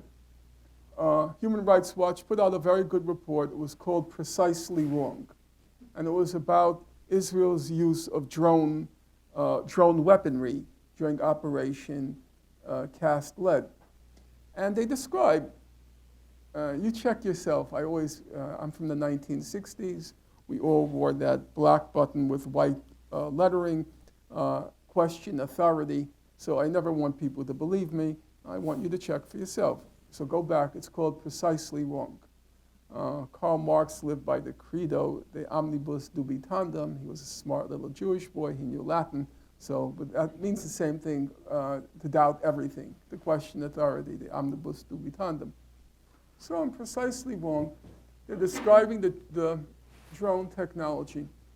When they give an example, they say, first of all, the drone technology has very powerful cameras, high resolution, from all the way up in the air. It can tell the color of your shirt. It can tell the pattern on your scarf. Not only the drones, but when you release the missiles on a drone, the missiles also have that technology, that camera technology. And up until the last second, literally the last second, when the missile's right up to your forehead, they can divert it. They have that ability. So they describe an incident. There are two kids playing on the roof in Gaza. And they say no military activity in the area. Israel says there was no military activity in the area. Two kids playing on the roof, fires the drone, kills the two kids. Okay, that's pretty straightforward. What happened? So what does Human Rights Watch say? Human Rights Watch says Israel violated international law. Okay, violated international law? It's as if a driver were to run down two kids in the street and he's found guilty of violating the speed limit. No, sorry, that was not violating international law. That was murdering two kids. You know, that was targeting two kids for murder. Can't say it. Can't say it. You know.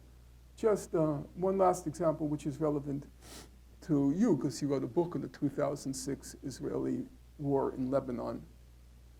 So, 2006, Israel goes to war in Lebanon with the Party of God, the Hezbollah, and the war lasts 34 days. What Syed Nasrallah, the head of Hezbollah, calls the divine victory. I don't know, I'm not one to judge whether there was divine intervention, but for certain Israel suffered a significant military setback there. The last 72 hours, the war is over. A UN resolution is, a Security Council resolution is agreed upon. The war is over. And now all that remains is to implement the resolution. Last 72 hours, just waiting for the implementation. In those last 72 hours, Israel drops up to 4.6 million cluster munitions on South Lebanon.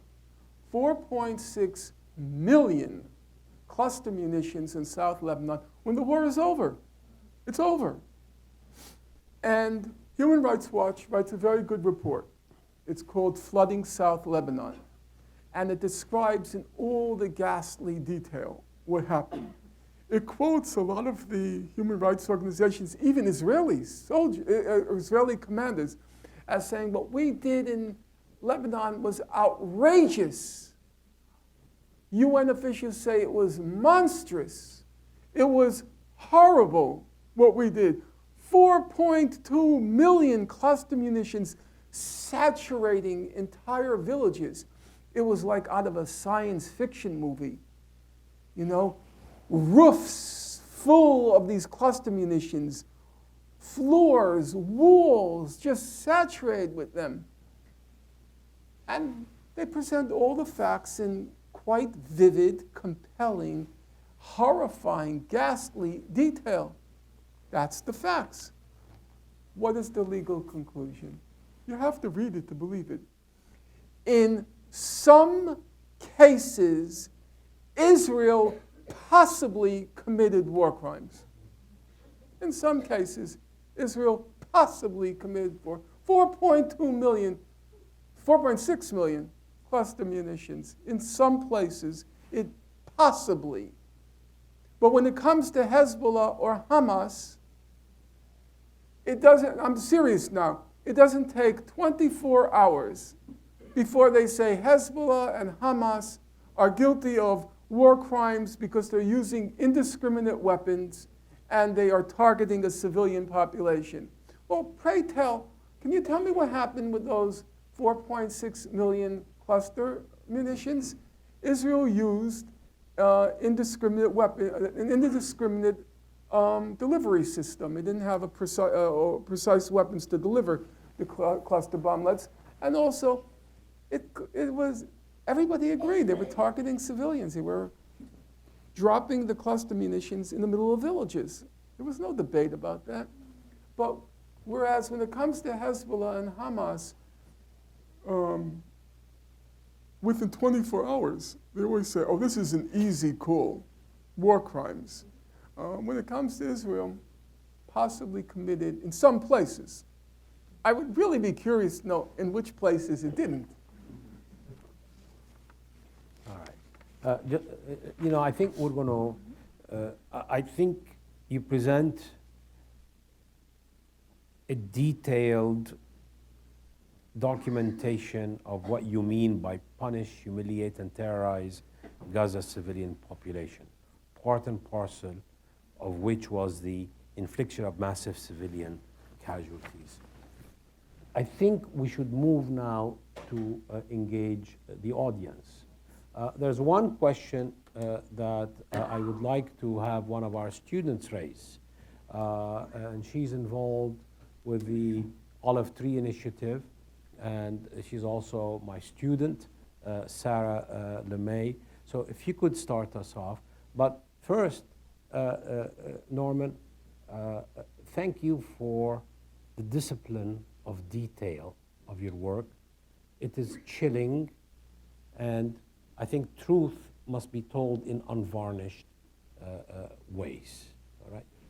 Thank you. Thank you so much for speaking with us today. And thank you for putting this on us in a second. When I went to the region this past summer, and when I was speaking with both Israelis and Palestinians, one of the themes that I saw come up was a lack of day-to-day interaction between Israelis and Palestinians, and a lot of people talked about this and how this sort of feeds into this fear and this fear of the other. So I was wondering what roles you see fear and isolation playing in this conflict, especially in regards to the siege and the blockade of Gaza. Mm-hmm. Well, it is true that the nature of the occupation is such that most Israelis haven't the foggiest idea what's going on among the Palestinians and couldn't care less. They just have this kind of myth which is filled with a lot of dread and fear of these people. I remember when I first went there during the first Intifada in 1988, the Israelis would say, "You went among the Palestinians?" It was so shocked that you survived. By the way, it's not unlike other cultures. You take the case of New York City. It's changed quite a bit, parts of it. But there was a time where 98% of New Yorkers, white New Yorkers, had never stepped foot in Harlem. Never stepped foot in Harlem. They just had this image of Harlem. Cab drivers would not want to drive through Harlem. Right. Right. And the irony was, every European who came to New York, they all wanted to live in Harlem. And they all ended up in Harlem because they hadn't been so brainwashed. New Yorkers, white New Yorkers, were terrified. Unfortunately, now Harlem is becoming all white, so it's changed. But we were terrified. It was the same thing with Israelis. So it is true, the fact that distance, the geographic separation, it does nurture kinds of irrational fears. But with all due respect to your work, I don't think that's the heart of the problem. You know, in the South, blacks and whites, they interacted on a daily basis. They saw each other walking in the streets and so forth. Did that make white people in the South any more willing to desegregate? When the moment of truth came during the Civil Rights Movement, it was extremely ugly and vicious how the white population reacted, notwithstanding the fact that at many levels there was interaction between them. Yes, there was levels of, at many levels there was also segregation, but there was also interaction. I don't think I personally, and I know this might sound a little bit insensitive, but I really don't give a darn about Israeli fears. I really don't, you know. When it comes to the Nazi Holocaust, well, many Germans were. It was a totalitarian state. By the time World War II rolls around, and by the time they're starting to lose, a lot of the German people, they really did believe it was this Judeo-Bolshevik conspiracy that was responsible for their defeat, and not just responsible for their defeat. Remember, there are German soldiers who are dying on the front. It's the Russian winter. They can't get food to them. And the Germans really internalized this Judeo-Bolshevik conspiracy, that the whole responsibility was not Germany, but Germany was a victim of these Jews and Bolsheviks who want to destroy Germany. Do people feel sympathy for the Germans because of that? Do they take into account German fears? I never heard anyone express any sympathy for German fears. You know, after the Chinese and after the Russians and the Chinese, the third largest population losses came in Germany. It was 9 million people killed. How many people express sorrow about that? I haven't noticed an awful lot. And now you want me to suddenly feel sorry for the Israelis? Sorry for what? I'm sorry, but I'm not sorry. You know, it's been a 50-year-long occupation. It's been, in the case of Gaza, an 11-year-old siege. You take the various Israeli massacres in Gaza, you look at the human rights reports, they say both sides suffered. Everything has to be balanced. Both sides suffered. Yeah, really, both sides suffered. So let's see. 18,000 Palestinian homes were destroyed. 1 Israeli home was destroyed. 1. 18,000 to 1. Both sides suffered. 550 Palestinian children were killed. 1 Israeli child was killed. Ratio, well, you don't have to be a rocket scientist to figure that one out. It's as easy as the first one, 550 to 1. So when you start looking at these ratios, both sides suffered, really. See, I think part of the problem. I refuse but I want to be sympathetic. I'm not going to be sympathetic. It's not the issue of sympathetic. I think part of the problem is that we tend to express our understanding about issues, especially if you are educated in the US, through the prism of symmetry, right? So we look at conflict, we say, well, there are 2 sides, you know, so let's get the 2 sides. What does that mean? Why are there only 2 sides? Why are there not 10? If you've been through civil war as I have, you know there were more than 2 sides, right? So that the issue of symmetry, right? That's one of the reasons, as you know, Sarah and Brittany sitting next to you, is I hate teaching the course on peace and conflict in the Middle East, because the question is about, there is no symmetry of power. There is one that has power, the other that does not have power. I cannot say it so bluntly in my class because I have to teach about Zionism through Zionist courses. I'm here now as an individual. I can do whatever I want on this platform. Right? So I think we must destroy symmetry as the basis of understanding conflict. It is asymmetrical, right, at its fundamental basis. Right? And then add to fear something else. I mean, you want to understand fear? Go read all the work that was done by the only psychiatrist in Gaza during the first Intifada, Iyad Sarraj, and see the fear of Palestinian children in Gaza, whom I visited in their respective clinics. He passed away about a year and a half ago from cancer, a very dear friend of mine, right? And then we have writings within the peace community about Palestinian and Israeli children suffered. Well, 550 to 1 is not exact, that goes back to the symmetry. No, there are different contexts. And I think we must insist at least for truth's sake, to identify that asymmetrical warfare is where one has the power and the other is powerless. Right? Let's take a second question. This gentleman had a question there, and then I'll come to you, sir. Could you get the microphone to him? And then, okay, then here, and then I'll come to you. Dr. Finkelstein, Hold on. Get this, because we're taping it. So Dr. Finkelstein, you're a great writer. We're going to have to agree to disagree there. You My have mother used to say my writing was like molasses. Turn the bottle, just drips out. She read a collection that Edward Said and another fellow, Christopher Hitchens, edited called Blaming the Victim. Came out in 1988. Yeah. And she was a voracious reader. She said, I read the book twice, and each time I skipped your chapter. It was so boring.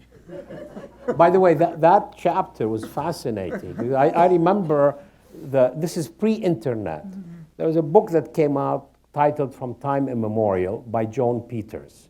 Of course, now Joan Peters had never written anything before and never wrote anything subsequent to that. And she claimed that Palestinians don't exist, right? And she gave some demographic data, and he did the most meticulous sleuthing and academic deconstruction to essentially prove that the book was a hoax and was probably written by committee, right? So anyway, that chapter, it's tough to read, but it is a chapter that is indispensable in that blaming the victims that my friend Edward Said and Christopher Hitchens, he used to be a friend and then he became a neocon. Yes. I highly recommend you don't read it. Go ahead. Yeah. So you definitely have a mastery of the details, and you have the ability to kind of pull at people's heartstrings while still, relying on attributable facts. So I'm definitely a fan there. I think your delivery is really important, which is why, even though I second your appreciation for Dr. Chomsky, I prefer your takedown of Alan Dershowitz. So that's definitely one of your greatest hits, if you ask me. Which is why I hold you to a really high standard, so I'm going to have to object to your reference to the Hamas terrorists in those two times that you mentioned it earlier. I think it's dehumanizing, and if you were to, and I'm going to give you the benefit of the doubt, if anybody deserves it, it's you. I think you were trying to attribute it to, Israeli jargon. Yeah, I think the Hamas actions. Yeah. He was mocking the Yeah, idea. no, under international law, I go through the law pretty carefully, and I think I make a convincing case, though there's areas where judgment enters the picture. Under international law, in my opinion, not my opinion, under international law, people living under occupation or alien domination and struggling for self-determination have the right to use armed force in order to achieve their self-determination or in order to end alien domination. So the law is very clear. The law is Hamas the people of Gaza have the right to use armed force in order to end the occupation and the denial of their self-determination. And the law is equally clear that an occupying power or a power denying self-determination does not have the right to use force. So the onus of the legal onus falls on Israel for using violent force in order to repress Palestinian self-determination and to preserve its domination. The onus does not fall on Hamas. The only question that arises is the question of their use of what's called indiscriminate weapons. That's a more technical discussion. I go into it in some detail. I don't have argument, or whatever one thinks of Hamas, and that's what I'm here to discuss. Whatever one thinks about Hamas, the problem is not, in my opinion, a legal problem or a moral problem. They have the right to use armed force. I don't find that there's anything morally problematic about that or legally problematic. The problem is a question of political prudence, which is to say, can it work? Can armed force achieve the objectives that Hamas has set out for itself? And there I think the record is pretty clear. From beginning, Operation Cast Lead in 2008-9, then Operation Pillar of Defense in November 2012, and then Operation Protective Edge in 2014, each time Hamas set out one objective, and the objective was the same all three times. The objective was to end the blockade, to end the siege. And the record is clear, it wasn't achieved. It didn't even come close to being achieved. And so then a rational person begins to question whether these are the best tactics. I think that Hamas is fixated, obsessed with the notion of armed resistance and armed struggle as being the only option. I think the people of Gaza have other options which haven't been tested. I think if they're tested, there's no certainty, but there certainly is a reasonable possibility that they will succeed. But that's a question of political prudence, which is separate from the questions of legality and morality. On the legal and moral questions, I don't see, personally, I don't see the Hamas raises any questions. Even the rockets, those are not rockets. They're not rockets, they're enhanced fireworks. No, that's not a joke. That's not a joke, it's a factual question. Hamas fired Operation Protective Edge. It fired, according to the UN Observatory and also some Israeli sources, it fired 5,000 rockets into Israel. 5,000 rockets, that's a large number, that's an arsenal. And, but if you look at Israel's Ministry of Foreign Affairs, it kept a diary of the 51 days. And for each day, it listed all the damage that was done by Hamas on each day. I was curious, I read through the diary, and I discovered 51 days, only one house was destroyed. Well, that was kind of perplexing, 5,000 rockets. I'm thinking to myself, hey, if I had a backyard and I was sitting in my backyard and I fired 5,000 rockets into a densely populated neighborhood, I would hope, I would expect they would destroy more than one house, even if I were blindfolded, and even if they were behind my back. How could it be 5,000 rockets in one house? Well, the answer is very simple, because they're not rockets. They're fireworks. Now, someone in the audience may be a supporter of Israel. He'll say, aha, gotcha, Finkelstein's not telling the full picture. He's going to say, Finkelstein left out defensive shield, our brilliant Iron Dome. Iron Dome. Left out our brilliant, wizardry, the Iron Dome anti-missile defense system. And if there was only a little damage done, it was because of Iron Dome. Iron Dome is just unbelievable. Well, it has to be because, Jews created it, so it's got to be an act of genius. But then you start looking at the details. Iron Dome was only deployed around the major urban centers in Israel. And if you look at the Israeli numbers, they say that only 820 Hamas, quote-unquote, rockets came within the vicinity of Iron Dome. Of those 820, Israel claims that it intercepted 90%, or 740 rockets.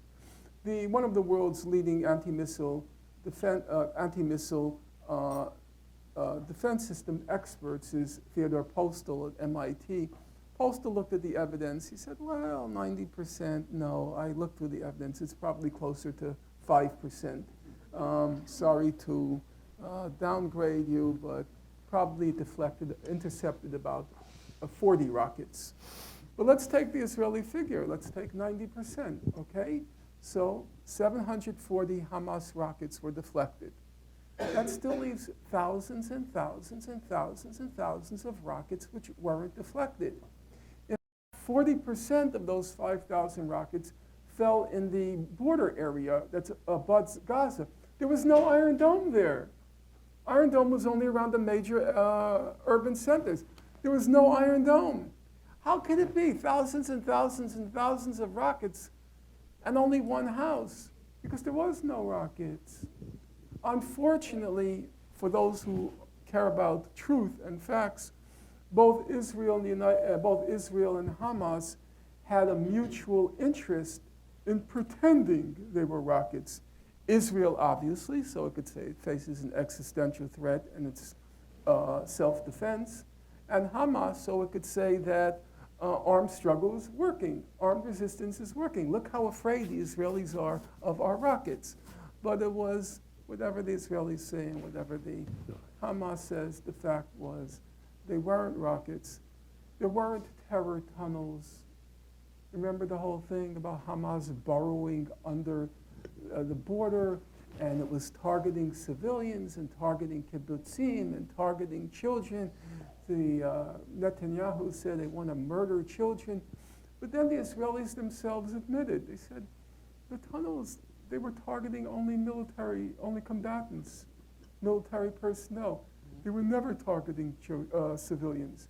In all the engagements, when militants did come under the tunnels, they only targeted Israeli combatants. The reason seems to be, it's speculation on my part, they wanted to capture an Israeli soldier for a prisoner exchange, like they did several years back, for those of you who remember, with Gilad Shalit. Kept him long enough, so they got about 1,100 Palestinian prisoners released by Israel in exchange for Gilad Shalit.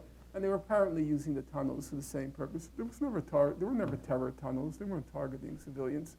The fact of the matter is, if you take all the big takeaways from Operation Protective Edge, Hamas rockets, Iron Dome, terror tunnels, they were all just propaganda creations of Israel, dutifully repeated not only by the media, but also by the human rights organizations. They never existed. There was no Iron Dome. But Dr. The only ones who believe there are Iron Dome are the imbeciles in the Gulf, who are so completely saturated with their anti-Semitic beliefs about Jews controlling the world and Jews being geniuses and everything, that they buy all the technology. They buy the anti-missile defense systems, which are just pure nonsense. But the Emirates, I need to move on. Yeah. We really I have. didn't ask my question, though. I'm sorry to sidetrack you there. I appreciate how gracefully you responded to that. You've argued in the past that Israel needs to suffer a decisive military defeat for it to quote-unquote wake up. But you've also argued today that it's unfeasible by the powers that be, that are willing to fight Israel. Is there a political solution? Is there a way that we could use, the persuasive skills of our scholars like yourself to kind of use the facts to kind of, if we can't at least change the tide of perception within Israel, can we do it here within the United States? Before you answer, look, the bulk of the book does not deal with this question, right? He mentions it on 2-3 occasions. He critiques Palestinian leadership for what they are, which is kind of quislings. And then on page 363, which is really towards the end, right? A strategy of nonviolent resistance, by contrast, might turn the tide, right?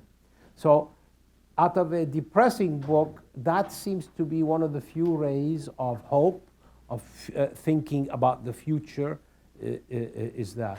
And let me just remind you that one of our best friends, Iqbal Ahmad, he used to say that the whole idea of resistance is to morally weaken your enemy, not to consolidate them all behind a united front. So maybe you want to just connect this notion of a strategy of nonviolent resistance, why you believe that would be one of the ways looking forward. First of all, I do know Gandhi pretty well. I've studied him closely, and there's a lot to be learned from him, but there's also one has to be clear about the limits to what he has to say. Nonviolent resistance, say you live in the forest in central India, and they want to clear away the people from the forest to open it up to some multinational.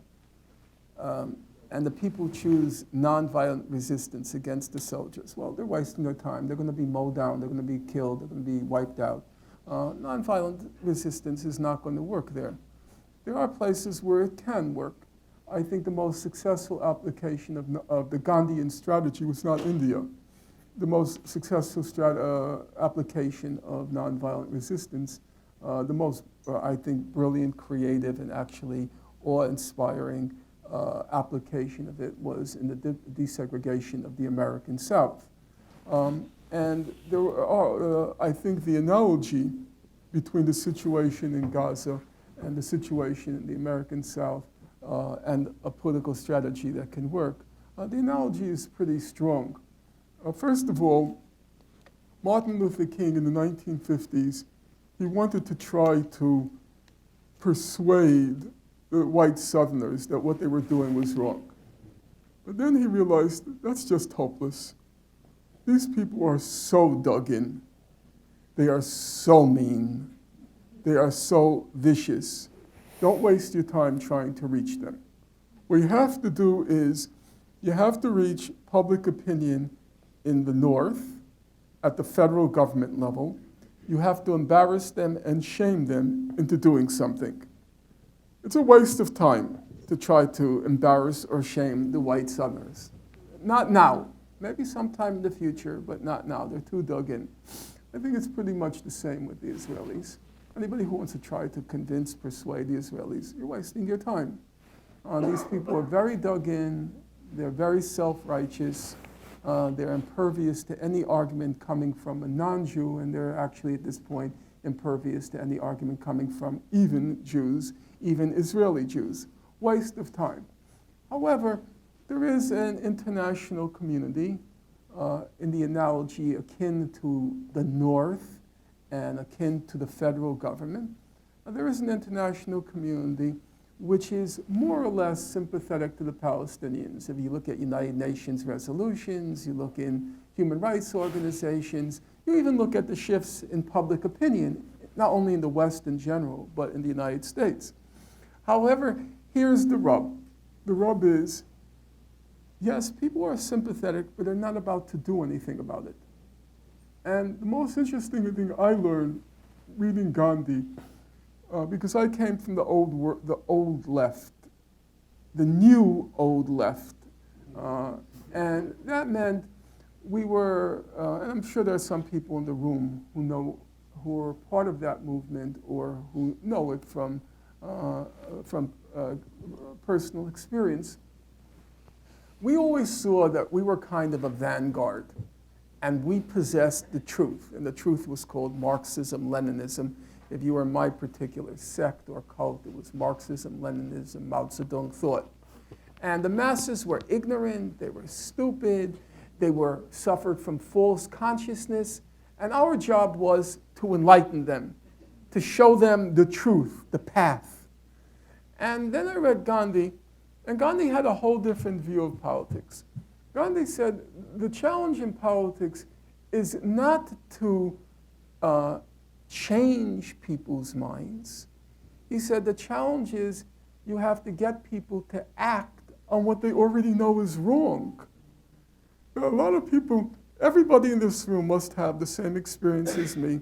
You get up in the morning, and from the moment you step out of the apartment, you look around, that's wrong, that's wrong, that's wrong. This whole society is effed up, everything is wrong. But most of us, we don't do anything about it. And then so for Gandhi, the challenge of politics was, how do you get people to act on what they already know is wrong? They don't need anyone to enlighten them. They don't need anyone to show them the path. You need people, how do you activate people to get them from the position of passive awareness to active engagement?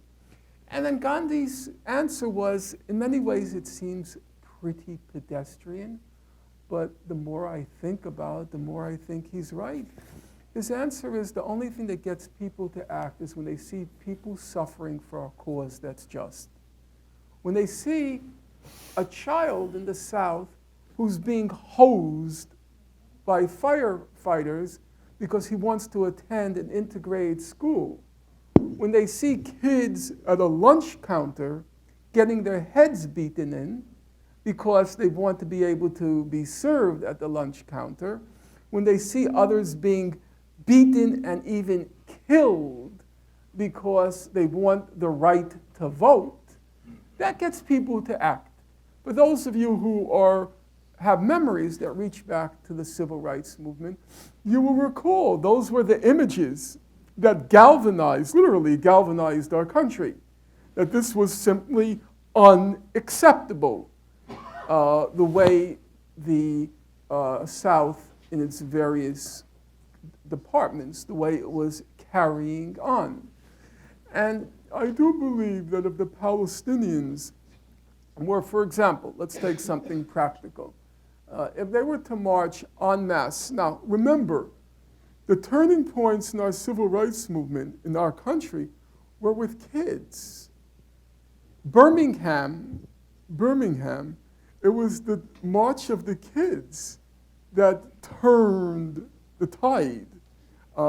Actually, in a very good book on the history of the civil rights movement, Taylor Branch's Parting the Waters, he has a chapter called The Children's Miracle. Yeah, The Children's Miracle.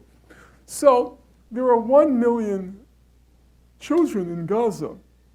If the 1 million children in Gaza marched at the head of a demonstration and they held up signs saying, well, Amnesty says the blockade is a flagrant violation of international law. It's a form of collective punishment.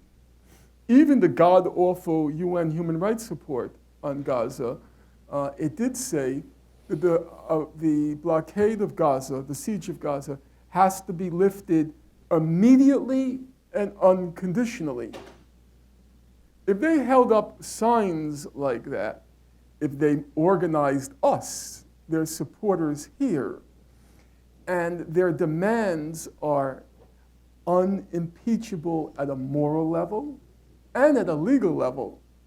97% of the water here is poisonous. And they marched on the checkpoints. I think Israel would have a very tough time, just like our white Southerners had a very tough time. Now, I'm not naive. Will they kill kids? Of course they'll kill kids. This is Israel. Of course they're going to target kids. But the question then becomes not whether they're going to kill kids, and I'm not going to deny it, and I'm not going to diminish it. I live in the safety and comfort of my little apartment in Coney Island, Brooklyn. I lived already a solid 64 years. I've had, relatively speaking, a good life, though it wouldn't have hurt if I had a job. So I'm not going to tell kids to sacrifice themselves in Gaza. I would never dare that. I'm not a salon socialist, and I'm not a chicken hawk telling other people to die for my conjurings or my beliefs. But if you're going to be willing to die anyhow, then why not try something that has at least a prospect, a possibility, not the certainty, I won't even say probability, that it has the possibility of success. Yes, they'll kill children, I know that. They'll fire on them, they'll find a pretext, they'll find an excuse. I'm aware of that. But then you ask yourself, let's say they kill 10 kids. Then they kill 20 kids. At some point, 50 kids, there's going to be a problem. There will be a problem in the West, just like it was a problem with sending German shepherds on kids in the American South. It's going to become a problem. And I say way, way, way before we reach 550 kids, which is how many were killed during Operation Protective Edge, way before we reach 550 kids, Israel will be paralyzed. Now, 550 kids died in Operation Protective Edge. They got nothing. The siege is still there. So I would say, if you're willing to die, I'm not telling you to die, and I should be cursed, really cursed, if I were to tell somebody to make a sacrifice, which I've clearly not been willing to make in my lifetime. If you're willing, then let's try something that might work. I think it has a possibility. It's complicated. It will require a lot of organization. It will require all of us, because it can't possibly work if they're on their own. It will require all of us. And it will require us to go to jail, us to sit in and demand, lift that God-forsaken siege of Gaza. But if we do our share and they find the strength, the moral wherewithal, despite all of the Israeli provocations, to continue non-violently, and I said, and I will never retract it, they have the right to use armed force, they have the right to use violence, and as Nubar will attest, I quote Gandhi to the effect that they had that right. Because most people haven't a clue what Gandhi actually wrote on these issues of violence and nonviolence. Gandhi was very, very clear that when you're up against an adversary that's so unequal in strength, he says, look, if a woman is being raped and the rapist, as he's imposing himself on her, she starts to scratch him and pummel him and beat him. Gandhi says, I don't consider that violence. He says it's a woman trying to summon the strength to die with dignity. It's not violence, he says. Then he takes the case of Poland in 1939. So here is the German Luftwaffe, the Air Force, the Wehrmacht, the army, this powerful military force invades Poland. Poland comes out with a couple of tanks, a couple of artillery pieces. He says,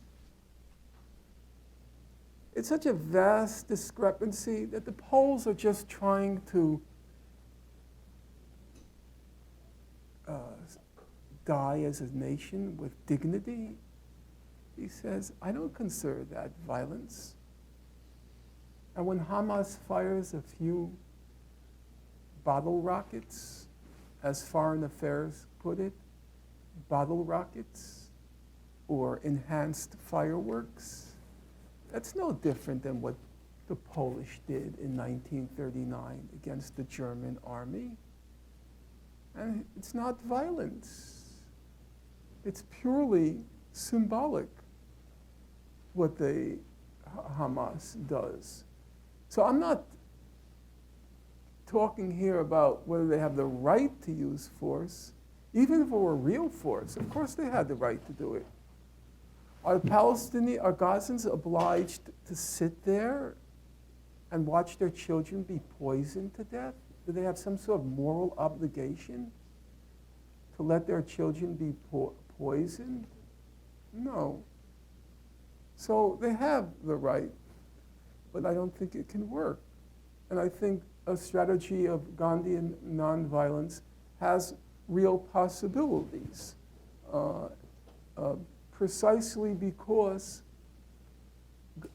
Palestine has the rare fact of being constantly in the eye of the Western media.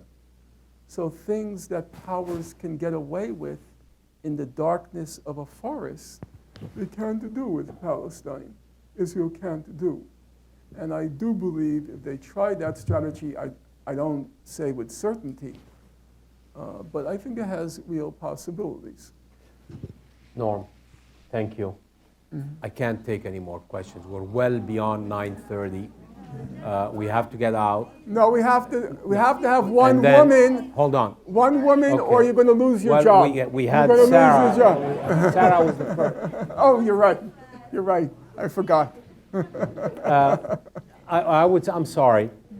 I really need to bring it formally. You can ask him on one-on-one, but you also want to take the time if you want him to sign the book for you. Thank you, Norman, for visiting Chapman, and please, thank you.